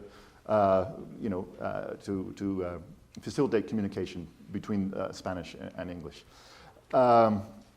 So our goal in holding this session today is to have a robust discussion of agroforestry policy around that topic. We want to learn from the different perspectives and the experiences from the different countries and regions in the case of the European Union. And we'll start things off with some presentations, a brief presentation. But we want to together have a discussion, a robust discussion, and with an eye to the future of how can we articulate where we need to go in terms of creating a policy environment that's favorable to agroforestry and to advance agroforestry research, education, and adoption. So we're going to start with a very brief presentation from each of our participants or panelists, who will try, heroically maybe, perhaps in just a few quick minutes to try to condense some of the key main points and highlights of agroforestry policy and programs from their respective countries or region. Following those introductory summaries, we'll open up the floor for the discussion in a kind of town hall meeting, and we invite your participation. We're eager to hear from you, your ideas and suggestions about the way forward. I should mention that the session is being live streamed, so thank you to those who have tuned in online. But please also, folks viewing online, please join the conversation using the chat box on the live stream. And to the extent, we'll try to also include some of those comments in the discussion. Let's be bold, right? Let's really interested to hear your from you and your ideas on how we need to how we can get to where we need to be, both in general terms as the agroforestry community and as agroforesters, how we can move things forward and do more to advance agroforestry policy, but specifically AFTA, the Association for Temperate Agroforestry. How can AFTA be more effective in the policy arena? And since its founding, in 1989, AFTA has not really had a policy focus or had an active role as an advocacy role. But looking forward, AFTA is looking to have a much more direct involvement in the policy process and expand its level of engagement with a range of stakeholders, whether it's policymakers, agencies, non-governmental organizations, private sector, producers, associations, and make a contribution to developing a more favorable policy. And so AFTA's looking for your input on how AFTA can be more active, take a more active role and be more proactive in advocating for policies for agroforestry. Public policy, what are we talking about? We're talking about public policy refers to a collection, the total collection of laws, regulations, programs, et cetera, developed by governments to solve some problem. Public policy analysis can provide us a descriptive explanation of what is out there and what kind of policies exist and the processes, but it can also provide us a prescriptive recommendations for formulating new policy. A few countries around the globe have in fact developed fully articulated agroforestry policies, national policies, and in other countries there's various degrees of support, whether it's a national agroforestry center or programs, strategic frameworks, support for research or incentive programs that have been supportive to agroforestry. And we'll hear about some of those in the countries of North America and the European Union. But there's a lot of challenges that remain for us to creating a policy environment for advancing agroforestry. Agroforestry, the intentional integration of working woody perennials on the landscape with crops and livestock. It's an old practice. It's probably as old as agriculture itself. We know that agroforestry is a sustainable land use that can bring significant environmental and economic benefits. We have good data. We have. There's solid research. Highlighted, for example, on Tuesday by our keynote speaker, who, especially in the area of climate change adaptation and mitigation. The challenge for us is how can we be better advocates for agroforestry. So that may be an ambitious task in the short time we have, just over an hour. But let's begin. Perhaps, Susan, would you like to start things off? Sure. Hi, everyone, and thanks so much, Greg, for organizing this panel. I've been looking forward to it. I'm going to give some examples of how policy and program supports for agroforestry are occurring at different levels in the United States, and then say a few words about how I think we can make the most out of those, the existing policy and program supports. Starting with Congress, as many of you know, in the 1990 Farm Bill, there was authorization for the establishment of the Center for Semi-Arid Agroforestry, which quickly became the National Agroforestry Center due to the high level of interest in agroforestry across the United States. That's a really important tool. Also, there are supports for agroforestry through other forums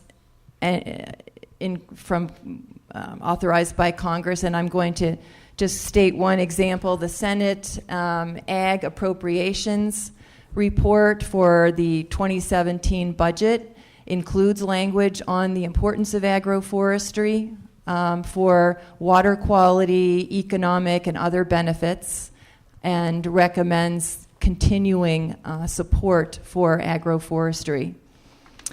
Then, of course, the USDA Office of the Secretary.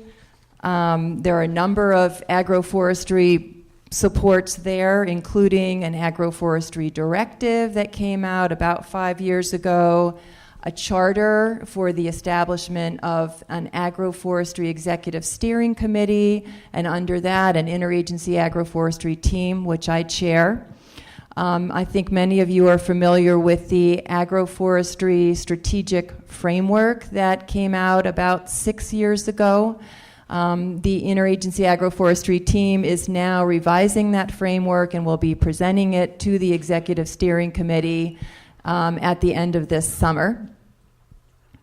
And then, of course, we have a number of USDA agencies that are supporting agroforestry, including the National Agriculture Statistics Service, which in 2012 included the first ever question on agroforestry in the Ag Census.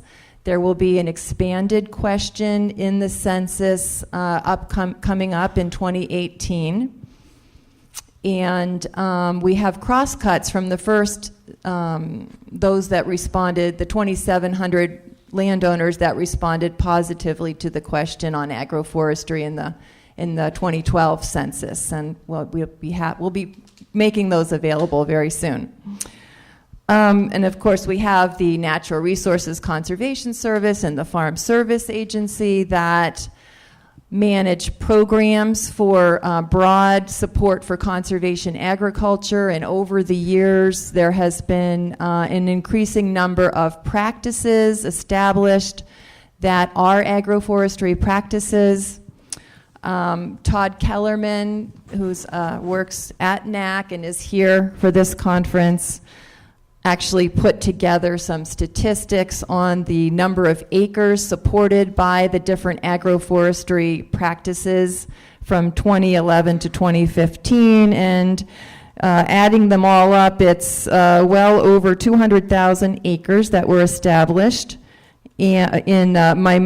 mostly for riparian forest buffers, but close to half for silvopasture, and then much less for forest farming and alley cropping, but still 37,000 acres of forest farming, and 28.5 million linear feet of windbreaks and shelter belts. And there are other levels of support within USDA. I'm going to just also mention, of course, at the state level, there are different states have tools, laws, incentive programs that support agroforestry or could be used to encourage agroforestry. One I'm thinking of today is the buffer law that was passed in Minnesota about a year ago, requiring 50-foot buffers alongside all public waterways. Those do not have to be forested buffers, but they could be forested buffers. That perhaps is an opportunity in Minnesota.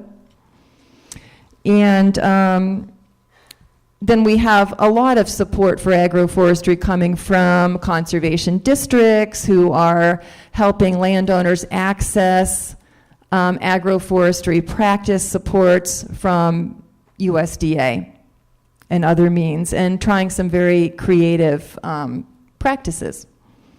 So how can we make the best use of all of these tools and policy supports? It's a word that's been coming up a lot at this Congress and a lot at all of the conferences and meetings I've been at lately, partnerships. And I have a few points to make about that quickly, because I think I'm past my 5 minutes. Oh, I think you got some time. Number one, we are partnership experts. And I really think that. I haven't heard of one effort that's been discussed here that hasn't been done in partnership with at least another one or two more organizations. We really need to build upon our knowledge of how to create partnerships, continue the partnerships we have, and really think creatively about additional kinds of partnerships we might form. Number two, let's identify priorities for mutual collaboration. Will we choose soils, water, local economies? Can we choose 1, 2, or 3 priorities to work on together? Let's identify some priorities for expanding our partnership base. Should we focus on industry, putting together public-private partnerships? Reach out more to foundations, reach out more to conservation agriculture or organic farming groups. We have a lot in common. And lastly, let's think about broadening and coordinating our communications. Can we share success stories with each other and in turn pass those on to our broader clients or audiences? Can we help each other on communications outreach? Could we perhaps coordinate on communicating priority issues or success stories? Again, what are some priority issues that we all share that we'd want to communicate on together? So overall, I guess I recommend that we really think about using our resources as strategically as possible. As funding is limited, we really need to do that. So that's it from me. Thank you, Susan. Please, yes. Henry DeGoyer from the Canadian Agriculture and Agri-Food Canada. I'll try not to trip Susan here with the cord. Thanks for the opportunity to be here this morning. Listening to Victor's talk this morning with regards to helping producers understand agroforestry, I think in some cases what we're trying to do here is help decision makers try to understand agroforestry as we move forward. I go back to a meeting in February 2014 in Guelph, Ontario, where we're looking at presentations from the agricultural greenhouse gases program that we ran in Canada. And Andy Gordon was there, and Andy, after the meeting I don't want to say, I don't know if Andy's in the room here or not anymore. I'm not saying he was furious, but he was fairly emphatic in his comments with regards to, I've been into this research for 35 years and we're still not getting the adoption rates we want on the landscape. And the discussion really went around to policy, and at the time our organization was going through a lot of change, so it was tough to address that specifically, but it never went from my mind.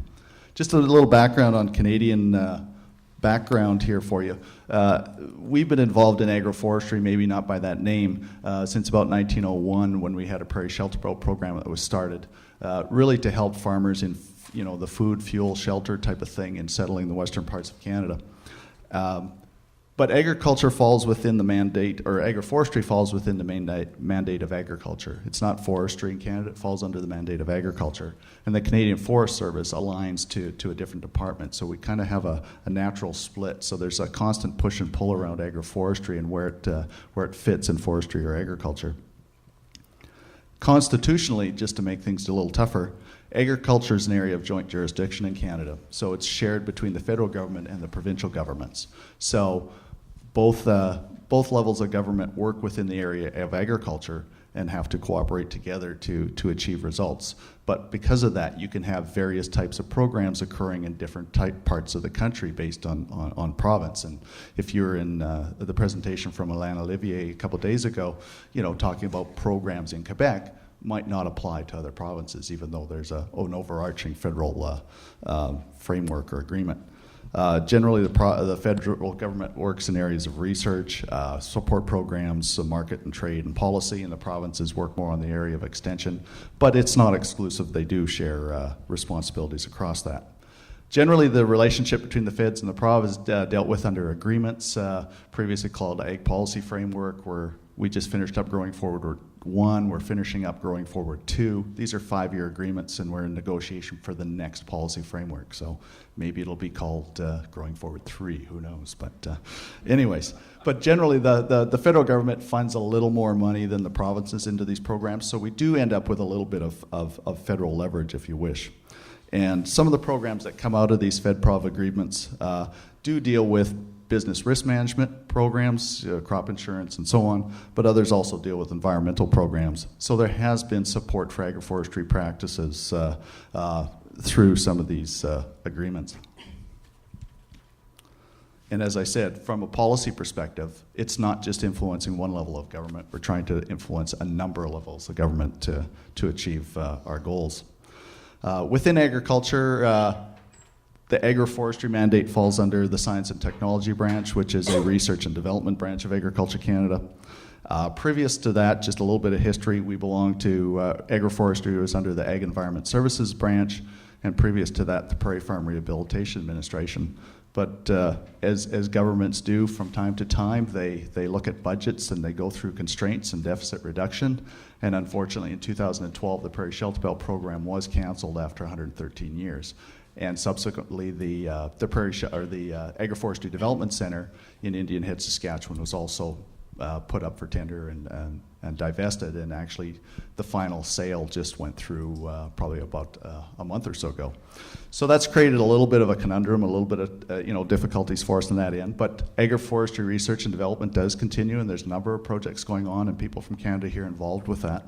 And we are hiring a new agroforestry research scientist. So we are trying to build that capacity. We just have to start doing things in a different way. Specifically, most of the work in agroforestry is falling under agro-ecosystem productivity and health type of activities, water, climate, land and soil biodiversity, and so on. But we're also getting more into clean technologies, and I know Raju in the room is doing projects now on bioproducts and bioenergy. So where are we going in policy and agroforestry in Canada? And I guess I just have to look at the hooks that are out there, what's happening with regards to what's happening within the government. We have a new federal government in 2015 that has more has a different mandate than the previous government. So we're and as this new government came into play, the Prime Minister provided mandate letters to all the ministers. So the Minister of Agriculture got a mandate letter that says, "Thou shalt work on various things." And one of those was work with the provinces, territories, and other willing partners to help the sector adjust to climate change and better address water and soil conservation and development issues. And there was a number of other ones working with other departments to achieve similar results. Subsequent to that, Canada signed the Paris Agreement, or the Paris Accord on climate change. So we've made national commitments now with regards to meeting the commitments under that agreement.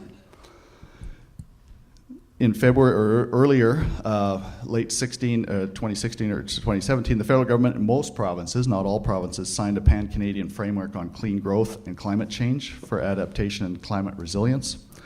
They talk about, within that agreement, translating science information and traditional knowledge into action. They also talk about building climate resilience through infrastructure. And when I read these comments, I see huge opportunity for agroforestry to be a component of that. Very specifically to the agriculture and forestry sectors, they're looking for contributions to meet our commitments under the Paris Accord. They're looking for increased storage carbon coming from agriculture, increasing the use of wood for construction, generating bioenergy and bioproducts, and advancing innovation. So we're seeing I think some very positive signs and opportunities that are aligning. We've also renewed the agricultural greenhouse gases program. We had one running from 2011 to 2016. Now we're running a second version of that. And what we're trying to do there is improve the science around the climate change aspects so that on a national level we have the numbers and the background that we can then utilize for the international accounting and verification and so on, so as part of Canada's contribution. Not all those projects have been announced. And probably some of them will be part of the minister's summer barbecue tour, some of those announcements, but most of the projects are already on the go. We also are seeing, I think, an uptick again in Canadian participation in the Global Research Alliance, where I think we're expanding again to network more national or internationally, and hopefully we'll be able to achieve more results there. And again, as I said before, the next we're just getting into finalizing the next policy framework, which is that Fed-Prov agreement. I think where we can start building some hooks in there for more agroforestry development. So, very quickly to summarize a few things on agroforestry policy development, I think the science is sound, but it's only really the first step. And one of the speakers in one of the sessions here this morning was, talking about profit and saying, profit isn't a bad word. And I think we have to understand that if we're going to be successful, we really have to look at the economics. So I think we really have to look at, economics and understanding the models that we can apply so that we have better policy setting and better decision making in that regards. And economics are going to tell you how agroforestry options rank against other options.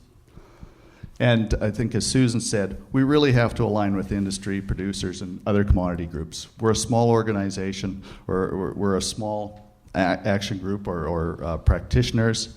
We can't do it alone. I think to be successful, and I've seen that in other sectors, that you really have to start reaching out, see where the common goals are, where you can collaborate, cooperate, and to get those components in place. And just a few quick comments about when you're dealing with government, of course, and making decisions, because we've heard that the science is good and we have lots of information. But more information does not necessarily lead to better decisions. So I think we have to be careful with our messaging and concise and understand what our goals are and where our vision is to move it forward. And I think to be successful, we have to turn it around. We have to look at agroforestry as part of their agenda. So what are their commitments? I look at the climate accords, the mandate letter for the minister, and say, how can I use agroforestry to help him succeed in his mandate, not the other way around? So we use it as a solution to some of his issues or his problems. And I think you have to, in the Canadian perspective, we have to work at the various levels of government. We also have to work with the politicians and the senior bureaucrats. We work both ends to the center so that there's no surprises as we're working through these processes. And maybe I'll just stop there then. Thank you. Thank you. Thank you, Rose. Okay, thank you very much. But first of all, I'd like to thank you for the opportunity for being here, trying to explain a little bit about the Common Agrarian Policy known as a CAP. It's a difficult task because it represents 40% of the budget of the European Union and applies to 28 countries. But there is a huge opportunity in that CAP to promote agroforestry, as it represents nowadays less than 1% of the European Union area, which means around 20 million hectares. Well, let's see what is the CAP. The CAP has two pillars in Europe. The first pillar is just dealing with productivity. In the last CAP, there are programs of 7 years. They included a greening. They are just trying to consider ecosystem services. And there's also a pillar 2, which is mostly dealing with environment. Pillar 1 applies to agricultural lands. Pillar 2 applies to agricultural and forestry lands. Pillar 1 has two ways to pay farmers. The first part is about the direct payments. It means that farmers are able to receive funds from the European Union if they have an arable land, a permanent grassland, or a permanent crop. And by permanent crop, we understand, or it is understood by the Commission, short rotation copies or fruit trees. Agroforestry can be implemented in those lands, but with some restrictions. In the past, this restriction was not to have more than 50 trees per hectare. Thanks to the lobby that has been done by the European URAF, this threshold has been risen to 100 trees per hectare. But nowadays we are just trying to fight and saying that they should be mature trees and not young trees. And the way that we want the European Union pays to these farmers that implement agroforestry on their lands would be based on a management plan with a final tree density of 100 mature trees. Pillar 1 has another section which is dealing with greening, and it's dealing with, which means the implementation of climate smart agriculture. It deals with the commercial preservation of permanent grassland as such. It deals with the crop rotation, but also with the establishment of ecological focus areas in those farms that have more than 15 hectares per farm. In this situation, agroforestry can be used to justify these ecological focus areas, and it means that the farmer will get 30% more of funds from this. But unfortunately, only those agroforestry lands that were implemented in the Pillar 2, in the environmental pillar that I will talk later on, are able to be selected for this objective. So let's go to Pillar 2. Pillar 2 is more dealing with environment, as I have said, and indeed the European Union recognized the role that the good vegetation can play all over Europe from a ecosystem services delivery. However, it's not always this good vegetation is recognized, so these practices are recognized as agroforestry as such. For example, forest grazing for preventing from forest fires are not recognized as agroforestry. So we have a strong we have to fight strongly just to try to have this recognition. There are more than 27 measures of the European Union that can recognize agroforestry, and we want all of them just linked to only one measure, with all practices recognized: silvoarable, silvopasture, home gardens, riparian buffer strips, hedgerows, and forest farming. But since the last CAP, that was from the period 2007-2013, we have an agroforestry measure that was really a great success for Europe. However, it was not very successful. It was not very implemented at the land level, in the farms. And the main reason for that is because there was some kind of competition with other measures. The way of introducing trees in the lands could also be done just as an afforestation measure in farmlands.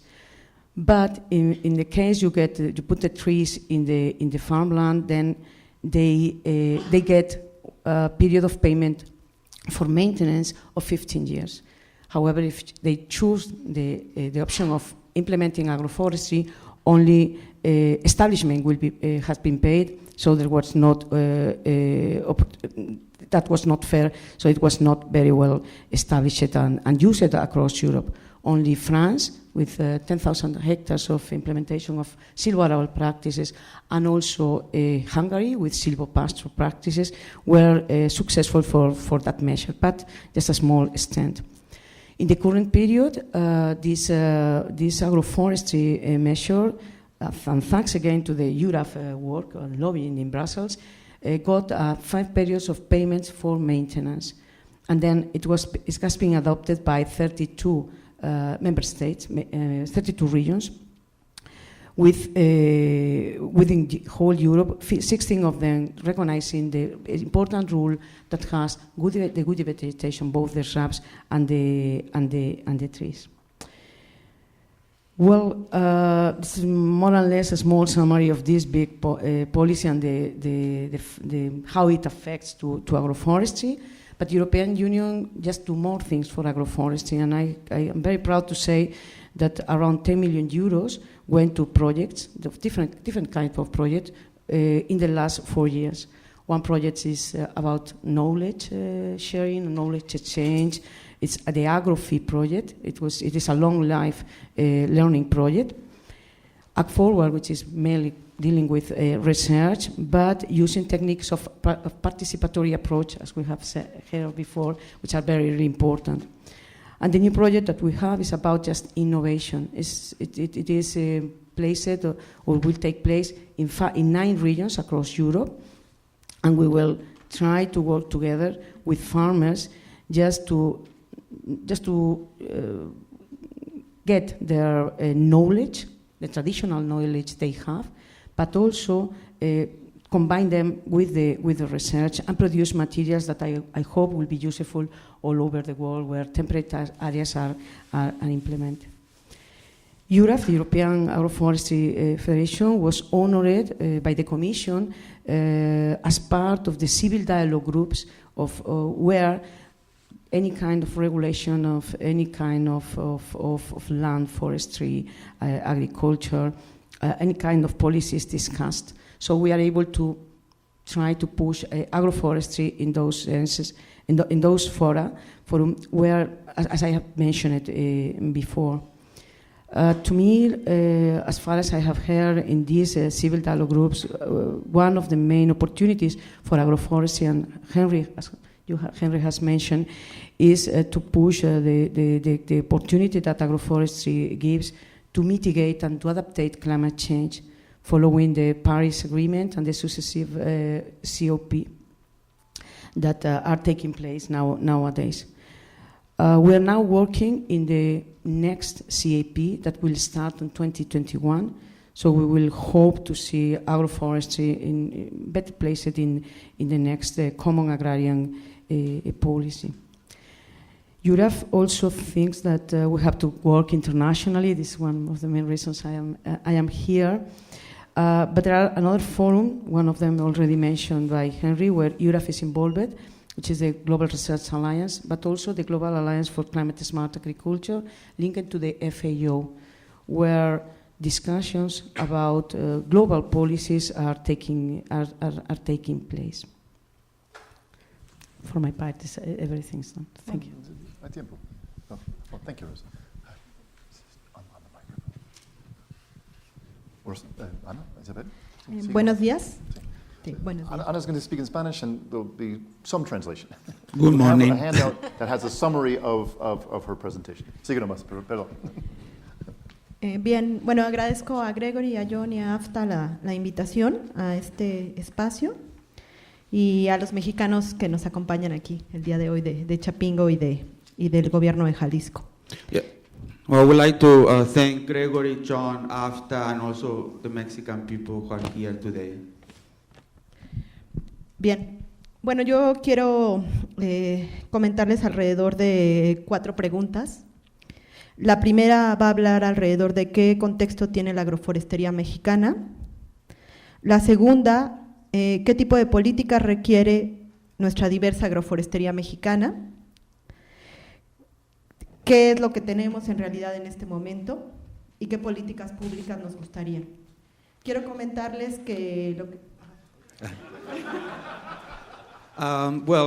My presentation will be about 4 main questions.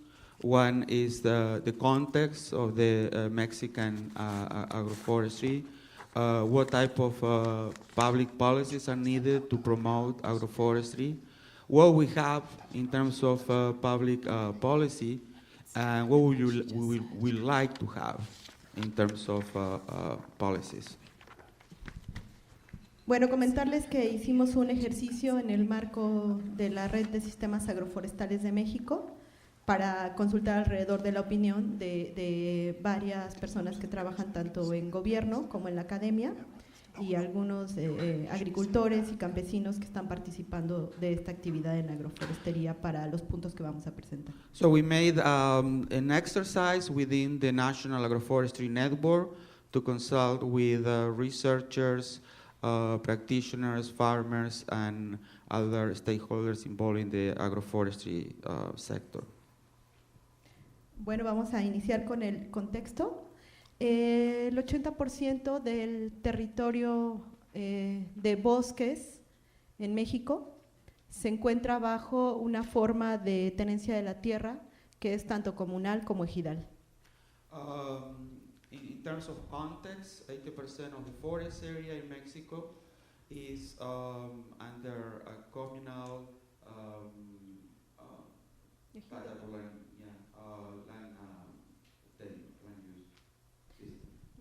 Lo cual significa que es una propiedad social de la tierra en su mayoría. So this is social property of the land in general. Además, México cuenta con alrededor de 15,000 millones de habitantes que son considerados que pertenecen a algún grupo de pueblos originarios. So in Mexico, there are about 15 million people who are considered members of the original people.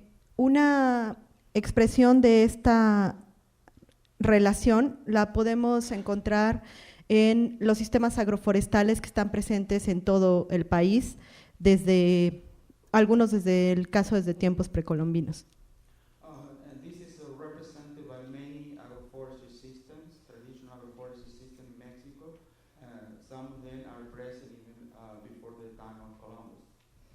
Entre los sistemas que podemos encontrar en México se pueden incluir a huertos familiares en todas las condiciones ambientales, tanto templadas, húmedas, subhúmedas, áridas y semiáridas. We found home gardens in different agroclimatic regions, arid, semi-arid, humid. Agrobosques que incluyen la producción de café, cacao, piña y vainilla. Agroforestry systems that include coffee, cocoa, vanilla, and pineapple. Pineapple. Pineapple. Piña. Ajá. Agroforestería de descanso largo, de rosa, tumba y quema. Agroforestería de zonas húmedas, agroforestería en zonas áridas y terrazas semiagroforestales en contextos templados y semiáridos en el país. So it's slash and burn agroforestry, wetland agroforestry, semi-arid parkland agroforestry, and in different environments. No obstante esta riqueza, México está, como seguramente ustedes lo saben, en una crisis ambiental, social y política muy importante. Well, despite all these resources and experience, as you probably know, Mexico is now going through a very serious environmental, political, security crisis. Tenemos condiciones de inseguridad alimentaria, de inequidad socioambiental, de transformaciones a uso de la tierra no necesariamente deseables, como es el caso del incremento de la minería, entre otras problemáticas muy fuertes en el país.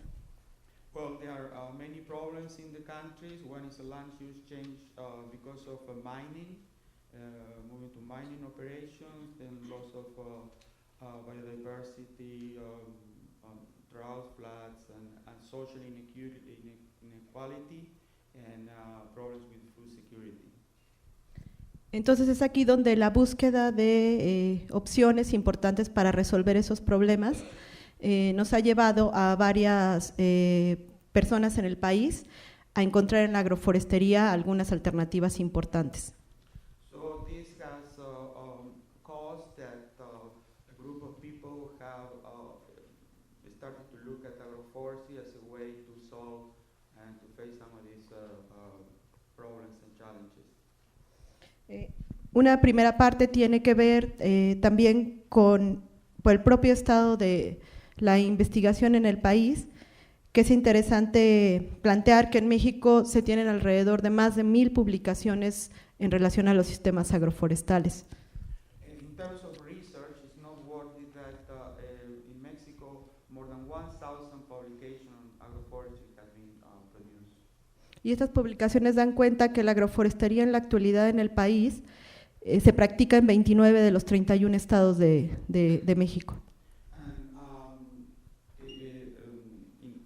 Currently, agroforestry is practiced in 29 out of the 31 states in Mexico.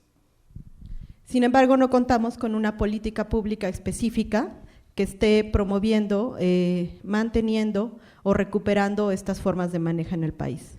So, however, there are no specific public policies to maintain, restore, and promote these agroforestry systems. Aunque contamos con algunas herramientas, como es el caso de la ley forestal actual, la cual cuando menos en una de sus secciones, en el artículo 139, menciona como una forma de uso de la tierra a la agroforestería. However, in the current forest law, in article number 139, agroforestry is mentioned as a sustainable land use. En la actualidad existe también una iniciativa de ley para modificar la Constitución mexicana, que es nuestra ley máxima a nivel nacional, e integrar en el artículo 27 constitucional, en varias de sus secciones, el concepto de sistema agroforestal. So now there is an initiative to change the national constitution of the country and to include in the article 27 agroforestry. Bueno, con esto, ¿qué es lo que tenemos a nivel de la ley? Sin embargo, se han desarrollado varios programas de parte de comisiones, que es como se trabaja en México. So several programs have been initiated through committees, which is the way we work in Mexico.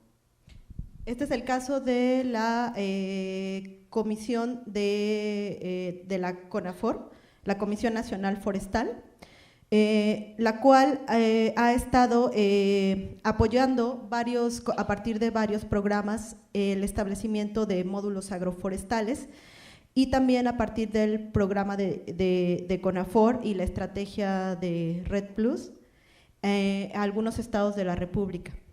So this is the case of the National Forest Commission, which since 2001 have been promoting modules and activities related with agroforestry in the country. Han sido a partir de esto actualmente se apoyan principalmente 5 estados, principalmente en el contexto tropical de México. The main focus is on 5 states in the tropical regions of Mexico. Para las zonas áridas, semiáridas y subhúmedas, que son alrededor del 60% del país, también ha existido un apoyo a través de un programa que es denominado PRODESNOS. For the arid and semi-arid regions, which comprises 60% of the country, there is a program called PRODESNO, which is Sustainable Development through Agroforestry. Y en la actualidad existe un programa más que se está desarrollando en el contexto de zonas semiáridas, que provendría más bien de la agricultura, de la Secretaría de Agricultura, no del área relacionada con el manejo del forestal, que es denominado PRODESA, y que en este momento está apoyando también sistemas agroforestales en el contexto de zonas áridas, semiáridas y subhúmedas. So there is also a program focused on arid and semi-arid zones called PRODESA, but it's under the agriculture ministries, not forestry, but it's more related with agriculture. Es importante destacar que los apoyos están dirigidos principalmente al establecimiento de nuevos sistemas agroforestales, no necesariamente a los sistemas agroforestales existentes. So the emphasis is more on establishing new agroforestry system more than on the existing ones. Hay otras comisiones que están más enfocadas en el uso de la biodiversidad, que es el caso de CONABIO, de la Comisión Nacional para el Uso de la Biodiversidad, la cual en el marco de un proyecto de agrodiversidad está apoyando la protección de sistemas agrícolas tradicionales, los cuales son en su mayoría, de acuerdo a nuestras investigaciones, sistemas agroforestales. There is also a strong emphasis on preserving biodiversity, and agroforestry systems are considered crucial in this regard. That's supported by the German Cooperation Agency. Y recientemente la Agencia Alemana de Cooperación, GIZ, pues ha establecido varias interacciones con académicos y distintas instancias de gobierno en proyectos relacionados con biodiversidad en sistemas agrícolas. So the German Cooperation Agency have established interaction with different organizations and people to promote agroforestry. Bien, hay otros esfuerzos, desde luego, en numerosas comunidades existen sistemas de gobernanza que tienen en sus reglamentos la protección de los árboles dentro de los sistemas de cultivo o de la diversidad silvestre en general. In different communities, there are governance systems and rules that determine or promote to maintain trees in the land. Y bueno, otros esfuerzos que provienen desde la academia, pero que intentan integrar a otros actores sociales y gobiernos, es en este año la creación de lo que hemos denominado la Red SAM, la Red de Sistemas Agroforestales de México, con la participación de 169 integrantes en este momento, pertenecientes a 21 de los 31 estados de la República Mexicana.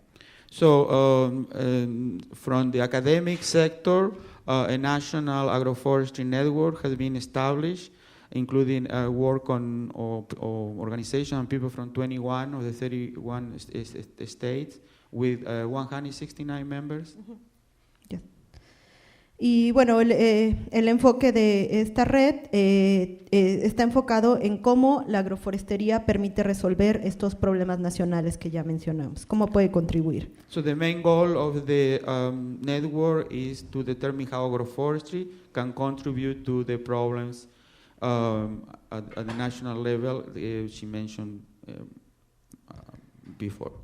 También existen esfuerzos notables en algunos lugares donde se ha hecho integración entre distintos grupos, tanto de la sociedad civil como del gobierno, como grupos de académicos para promover la agroforestería. Es el caso del estado de Jalisco, que no puedo profundizar más. El caso… There are joint initiatives, including farmers, researchers, the government, and one great example is the state of Jalisco. Okay. Bueno, sin embargo, las barreras permanecen y mencionaré ya muy rápidamente algunas de las que vemos, que es como el caso de la desarticulación entre las distintas instancias de gobierno para la implementación, el mantenimiento y la restauración y recuperación de los temas agroforestales en México. But there are barriers, and one of the main one is the lack of coordination among government units and levels. Okay. No tenemos una evaluación de cómo funcionan estos programas de política pública sobre los objetivos que se tienen. We don't have an evaluation how these programs are functioning, are working now. Existen reformas a la ley que promueven usos de la tierra que son incompatibles con los sistemas agroforestales, como es el caso de la reforma energética en México. There are land uses that are clearly unsustainable, and one is related with the changes in the energy policy of the country. Programas que promueven la seguridad alimentaria, pero sin incorporar los sistemas locales alimentarios. Some programs aim to improve food security, but without including the traditional systems like agroforestry. Y una situación que es difícil en México son los cambios en los responsables y aliados en las instancias gubernamentales, lo cual no permite la continuidad de los proyectos. Other problem is the lack of continuity of project because continuous changes in the actors and organization participating in these projects. Y ya finalmente, pues como las metas y prioridades para el futuro de la agroforestería en México, nos parece importante tener una política u organización, una política que promueva estas formas de manejo en México y la integración de varias de las políticas relacionadas con la agroforestería. So, as something for the future, it would be good to have a national specific policy integrating the different components related with the agroforestry sector. Bueno, integrar grupos fuertes en este trabajo en relación a la incidencia en la política pública y la gobernanza agroforestal. So to integrate strong groups that can affect, influence positively the national policies. Y por supuesto aprender de otros países sus experiencias, como en el caso de este foro y esta reunión. Muchas gracias. And of course to learn from other countries, like I did here in this forum. And thank you very much.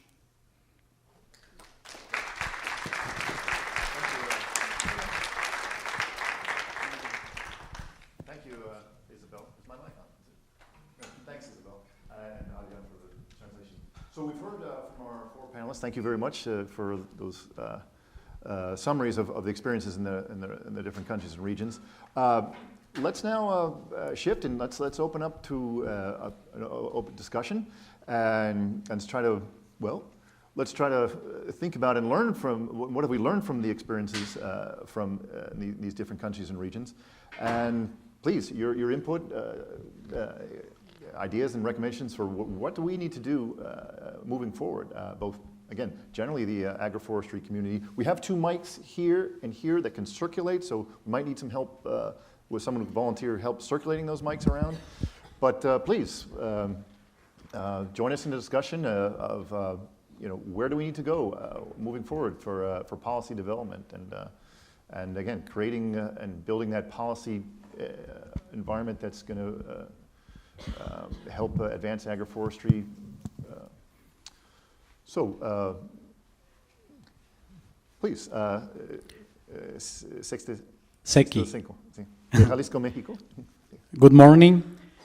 My name is Seki Cinco. If I may specify about Jalisco's advance, I work in Ministry of Rural Development. In Mexico, the government programs and the rural activities are in different sectors. They are separate. This causes problems because the programs about the conservancy and the programs of agriculture corps usually are antagonistic. Jalisco is the first state in Mexico to align rural production programs with environmental conservation programs. The program we take is called Payment for Environmental Services. This is administered by the National Forestry Commission. This program is our specific requirement for us. If any farmer want to participate with us in the Ministry of Rural Development, they need have this payment for environmental services. We call this the key. Yes. In 2015, we create a concept agroforestry and we modified the operation rules. It's a huge thing for the government to make these changes because the programs are passed to the administration and we put the new concept. We guarantee the pass at the next administration. The Ministry of Rural Development of Jalisco involuntarily create a new model of local governance. We use 4 municipal environmental associations to identify the farmers and know who meet the specific requirements. The municipal environmental associations receive their files, and we make the technical evaluation. The farmer who meet the specific requirements, the key, are supported with up to 200,000 pesos for establishment of agroforestry system. And the Guadalajara University, specifically the University Center of the South Coast, support us with the technical assistance and the farmers' capacitation for the farmers, and the evaluation of the productive and environmental impacts of the established systems. This is just to summarize points. We're going to try to involve much more widely, and we have some limited time. So thank you. So, payment for ecosystem services, and some adjustments in the governmental coordination. Yeah. All right. So sorry. Yeah, we have to kind of keep things moving along here. So, thank you. So input, suggestions on, and especially for AFTA, we as an organization, how do we need to evolve? What things do we need to be doing as an association to be more effective in the policy arena? So welcome your comments and questions. Thank you. Well, you're doing that as a senior permaculture teacher and consultant here. You invited a lot of permaculture people here. You've brought us out of the shadows, out of the trenches, and I hope we can continue this partnership. I don't think we'll have to be added to Victor's disadvantaged group, one of his disadvantages group. I really appreciate you inviting the permaculture. Well, thank you. Thank you for being. We've had many permaculture practitioners and teachers here. So I think building those kind of bridges between, we're talking about the same things, permaculture and agroforestry. So it's an example of many of our speakers and presentations have talked about building those partnerships and leveraging alliances. It's just the kind of thing we need to be engaging many different kinds of stakeholders. Please. Yeah, so I have a question.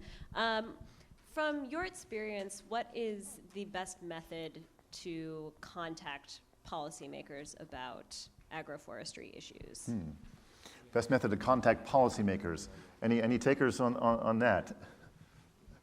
How to engage with policymakers who are not always accessible, or how to frame and bring the right message. I think we heard from Henry about the extent that you can frame it in how agroforestry is going to help them with their commitments and their problems when you were talking about how to engage with policymakers and decision makers.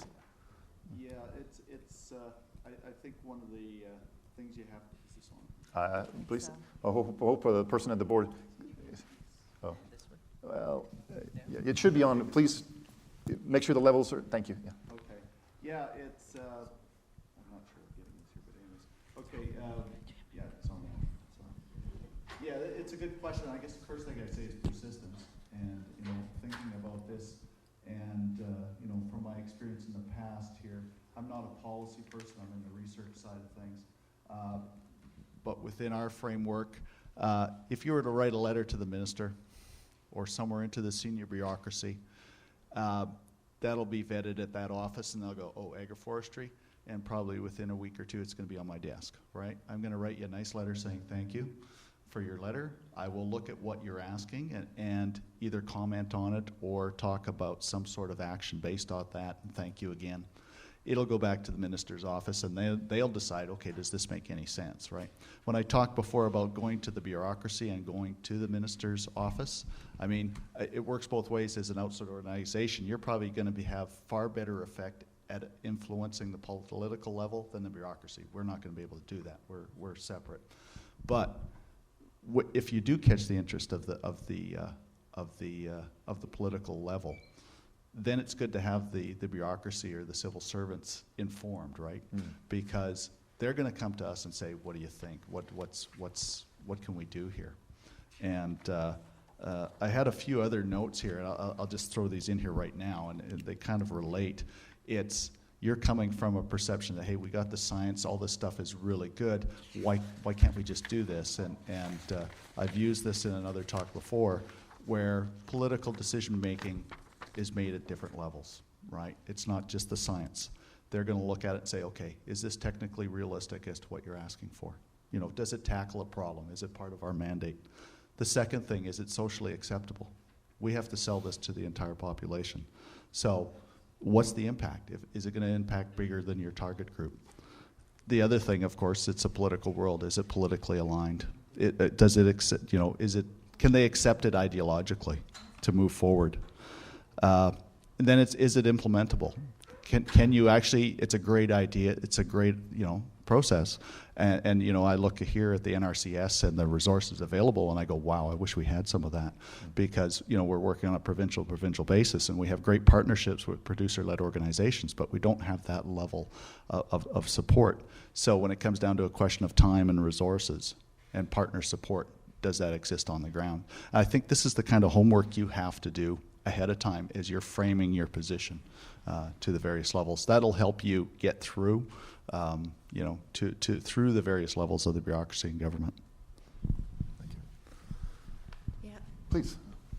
Oh, Sarah, please.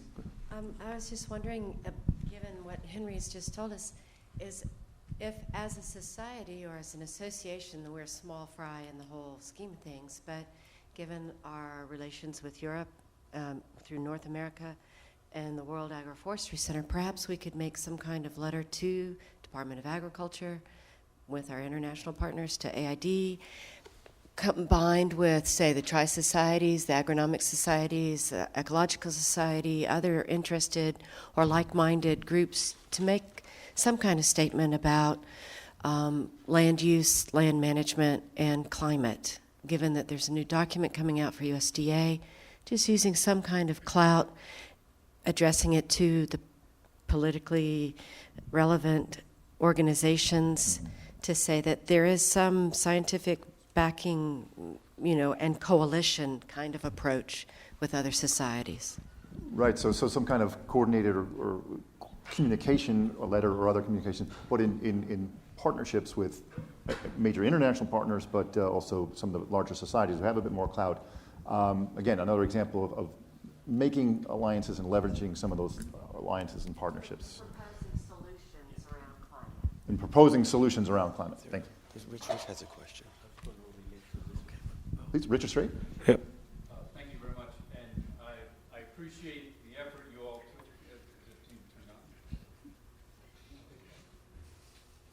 Hi there. So I appreciate the effort you took to trying to synthesize not the most exciting topic of policy. And that, so thank you all for doing that for us. Building off of what I heard a couple of people say of trying to present agroforestry as a solution to somebody else's problems. And I'm thinking about the policymakers at the big scale who allocate funding. There are folks who spend a lot of money lobbying who have got a big engine behind them already. Who are, or what are some of those lobbying organizations that already have a big infrastructure that we could engage with to help them see how agroforestry could solve their problems, who already have that infrastructure and energy and the ear of policymakers? And this isn't just for the United States. Can I throw it back to you? What is your suggestion, or any thoughts on that? And then we'll open up for others in the panel to maybe put out some ideas and thoughts on that. That's hardly fair. Never said I'd be fair, Richard. Yeah. But anyone have any thoughts in response to Richard's? No, please, Bodega. Yeah. I'm following up with what Sarah asked, and AFTA has an external affairs committee right now to tackle policy issues and outreach to other similar organizations to work together and address policy issues. So we'll be working the next 2 through 5 years. How can we collaborate with Europe, and how do we collaborate with Mexico to promote agroforestry? So that's what will be one of our goal in the next 2 through 5 years. Right, thank you, Bodega. So there's been a process that's gone on, and Bodega was part of that. So we've started that process, but in this forum, we'd like to hear input and recommendations. Just I'm going to break in just for a sec, if I may. Yes. Just to get back to the question about what kinds of information or what can we do to help advance agroforestry through policy.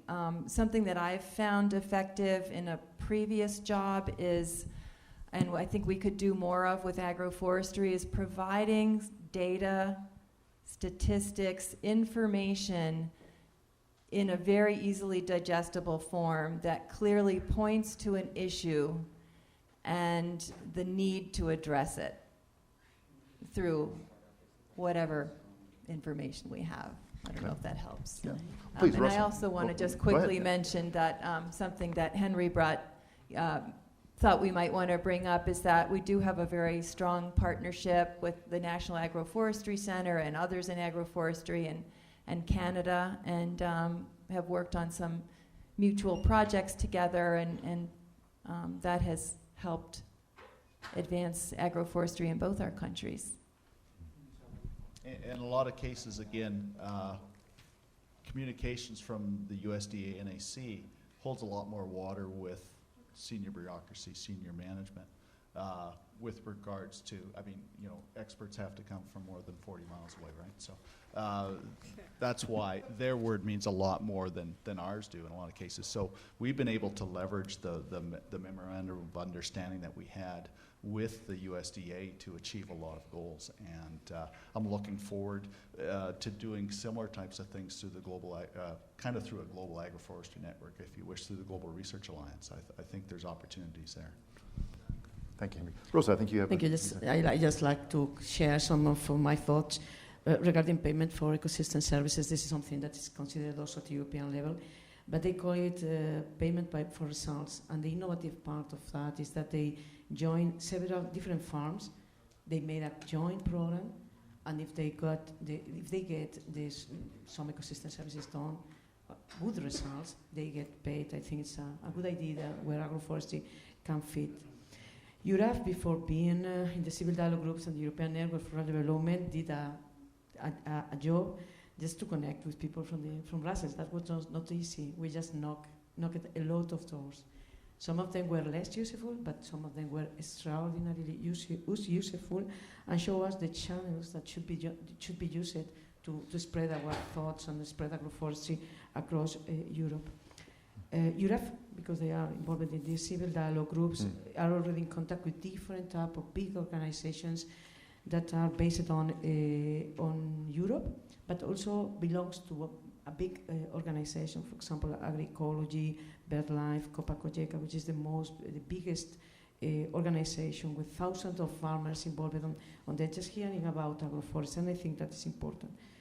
And we are also working with AFTA in the external affairs with the creation of the International Union of Agroforestry. Right.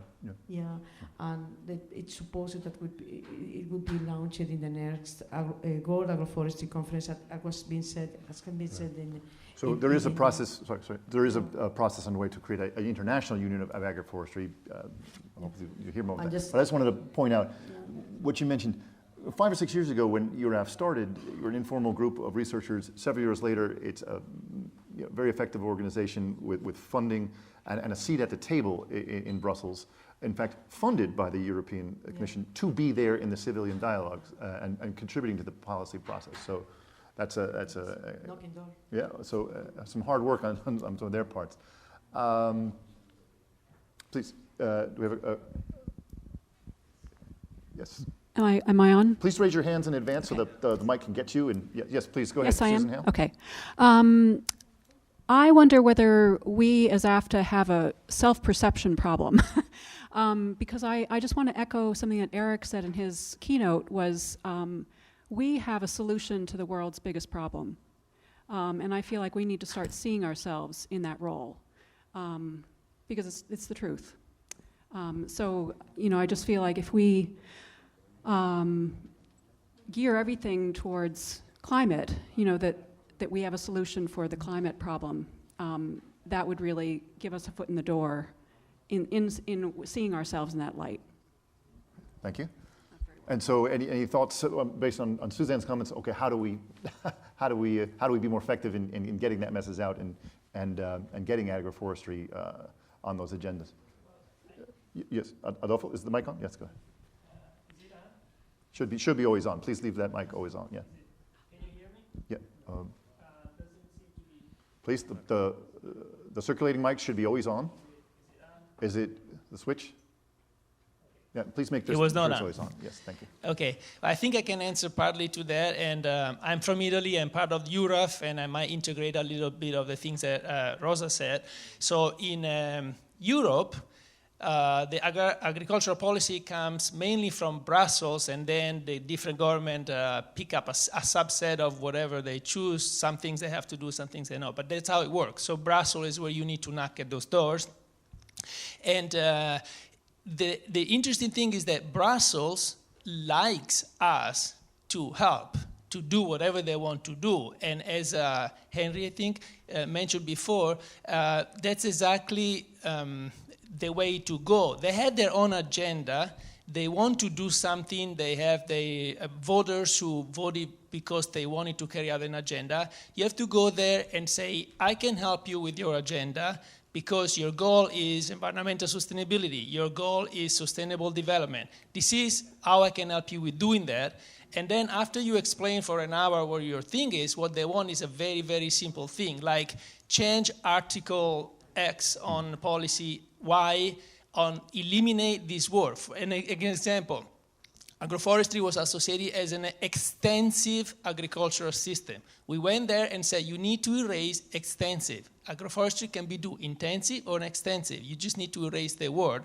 And that makes a big impact on the adoption, and it's just erasing a word. And that's the kind of message they like to hear, because they are not like us, expert on the subject. They need to know how hands-on instruction how to do stuff. So my first question to you is, in the States, are there platforms where the policymakers seek help and invite people to help them? Like Rosa mentioned, civil dialogue groups, but we also have operative groups. We have focus groups. We have a million opportunities where Brussels wants you to go there as a stakeholder and tell them what you think. They invite you to do that. Do policymakers in the States have that? The other suggestion I have is, when you have a scientific project, we are part of Ag4World, which is a 7 million European funded project on agroforestry. Part of the work package, one of the work packages, the one that Rosa is leading, is a policy workshop. They give us money to do research, they give us money to do science, but they also give us money to analyze the impact of previous policy and come up with a policy suggestion at the end of the project. So they want that, and that's part of the project. And when we had agroforestry conferences, like the first European Agroforestry Conference, we organized it in Brussels, and we had a special session inside the members of the parliament, the European Parliament, and they opened the door to have a special session inside of there. So there seems to be more of close contact and feedback between policymakers and scientists in the European setup of things, where not only you seek for them, but they seek for you, and part of the research money goes in analyzing policy. And I know for some of us, like me, more interested in science, dealing with policy is really boring and is really not what we do. But on the other hand, those policy reports also get published, and they can be published in peer-reviewed journals, where Rosa has 2 papers on the special issue of a forestry system. So as a scientist, you are not just wasting time, because in the end, that is work as well, you publish it as well, and it fits your agenda too. So the suggestions that I have, what are the platforms where you can interact with the policymakers? When you do conferences, trying to have special sessions for the policymakers, and when you have project money, try to spend them on analyzing policy and have that as part of your science work. Thank you, Adolfo. Yeah, I mean, some of the suggestions I've heard earlier about, in an earlier session, about, well, we need to do a better job of reaching out to key organizations and trying to get them, sending invitations to their board of directors and getting some of them to attend our agroforestry conferences. I wonder, is it time for a North American Agroforestry Conference to be held in D.C., Washington, D.C. in future years? But following up on some of Adolfo's comments, is Susan or anyone like to respond, and maybe any key suggestions or recommendations of where in the policy process are there the mechanisms or forums for expert or citizen input where we as AFTA or agroforestry should be at the table or focusing on getting agroforestry messages into that policy input process? Any care to add? Or from the audience, if there's anyone more familiar with how some of those committees and policies are working, processes are working, please welcome your suggestions. I guess I could start off by saying there are restrictions, which maybe you don't have in Europe, on the kinds of communications that federal employees can have with policymakers. For example, we cannot lobby. Federal funds cannot be used to support lobbying groups. We do have communications with Congress that are coordinated by our legislative affairs staff. So we have a special staff that communicates with Congress. So if we get a question from Congress, they work with the federal staff to answer the question. We do provide information to Congress upon request. Each of the research stations in the Forest Service will have annual visits to Congress, and there are, of course, times when Congress will hold hearings or when congressional staff will hold meetings to get input on special topics. So there are different communication vehicles. Another one is that relates to agriculture is the Council on Food and Agriculture Research, which primarily is a body of ag industry representatives, the American Soybean Growers Association, the millers, the different associations. They have communications with Congress. They have a monthly or periodic luncheon seminar where they will invite speakers to give information on different research topics. So there's different ways to communicate, but I think it's a little different.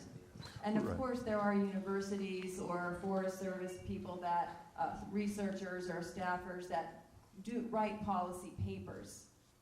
Right, so again, the challenge for us is how do we, agroforesters, and have to get a seat at those tables of those committees, or make sure the information and message on agroforestry is getting heard. I see Dean has his hand up. Oh, right, we're going to take just a few more comments, and then we're going to have to break. We're getting over time here. So we're going to wrap it up with maybe one more. Dean Current? Yep. Yeah, I just wanted a little history from AFTA, and this goes back about 10 years, where we actually prepared a series of white papers, very short, kind of like Susan was talking about, to address issues in the Farm Bill. So they had like 8 objectives for the Farm Bill, so we kind of went through and looked at what can agroforestry contribute to each one of these issues. And because of the network in AFTA, I remember I was sent pieces of legislation to comment on because of that. And it was just the connections, the networks that we all have. So I think there's opportunities there through our networks. And even, if you have legislators in your state, and especially if you can go with landowners to meet with a legislator, that could help. The other thing I wanted to mention, we have in the past received funding from the North American Commission for Environmental Cooperation, which was set up to look at the environmental impacts of trade, through the NAFTA Accords, the North American Free Trade Agreement, which we don't know what's going to happen with that, but that might be one source of funding that would allow us to work between Canada, U.S., and Mexico, because that's really the focus. Good. Thank you, Dean. I think I'm getting. Do we have time for one more? Yeah. No, it's all right. I think we have to. If there's maybe one more comment, yeah. Jim Allen, please. Yeah. And then we're going to make the final comment. Unfortunately, we're running out of time, and so we'll take one final comment. Thank you, Jim. Go ahead. Just a suggestion, if AFTA is not already a member of the Forests and the Farm Bill Coalition, maybe you should join that. That's a really good opportunity to get a message out to an influential group. In fact, the next Farm Bill, get agroforestry considered more in the next Farm Bill. Very good. Yeah, that's a very focused suggestion. Absolutely. You know, agroforestry and AFTA need to be at the table at some of those committees for Farm Bill and Forestry. Are we out of time? We're a bit over time already, so I think there's a lot more that can be said on this topic. We've just scratched the surface, but in the interest of time and people's onward travel, I think we have to wrap things up. Maybe there was a lot of very good comments and suggestions. We heard the summaries from the panelists. We heard a very excellent suggestion from Jim Allen on making sure we're at the committees for the renewal of the new Farm Bill and the Forestry Committee. I think Henry's message about, you know, if you got the ear of a policymaker, make sure you've got the bureaucracies engaged and informed on the issue as well. We thank you for your input and your suggestions. Again, this has just been a first step, opening up the conversation or process. As we mentioned, AFTA has begun the process of really looking at how to have an external affairs committee and a policy committee and how to be more effective there. We're going to continue that process and come up with a working group on that and actually then formulate some of our policy platform or recommendations. But please, we invite you to be part of that process and continue being engaged with us, and have input on that process, but also go out and be advocates and communicators for agroforestry wherever you are in your states, your regions, so go forth and be multipliers for agroforestry policy. I think that's all we have time for, so I thank our panelists for making the journey and being here with us, and thank you for attending and for your input. Thanks. Yes, thank you. So just in closing, I want to thank all of you on behalf of the Planning Committee for attending the 15th North American Agroforestry Conference. I know I had a great time. I hope you did too. And also want to wish you safe travels back to wherever you hang your hat. So have a good trip. But before we leave, though, briefly, I just want Bodega to make one remark to get us jazzed up about what's coming up in 2019 for sure. Thank you, John. First of all, I would like to thank the Planning Committee and John and all members of the Planning Committee that they brought us here together. And I thank you all for coming to this conference. The message that we should take from here is agroforestry needs interdisciplinary. For that, we need to network. We are not experts in all fields. So we need to connect, we need to work, we need to reach out to each other and work together. And as the opportunity comes right now with climate change, food security, increasing population, agroforestry will be on the forefront. So it is the challenge that we need to be ready to address and to speak, to be energized and to speak what agroforestry is. Wherever you go, whether you are an academician, extension worker, speak about agroforestry, what it makes for climate change, what's its contribution to address food security. So it is for all of us to move together, and I wish you all a safe trip, and we will see you in 2019 in the western part of the United States. And we do have two student winners. For Best Student Oral Presentation, Kevin Woltz is the winner, and Ji-Yoon Park for Best Student Poster Presentation. They are being gifted a spalted maple cup that's been made from wood in Craig County here in Virginia, a local artisan who's also going to be displaying his work on campus here in a couple of weeks. And they're also receiving a book by Steve Gabriel and Ken Mudge, Farming the Forest. So congratulations to our student winners. And thanks again to our panelists, and thanks to all of you. We are adjourned.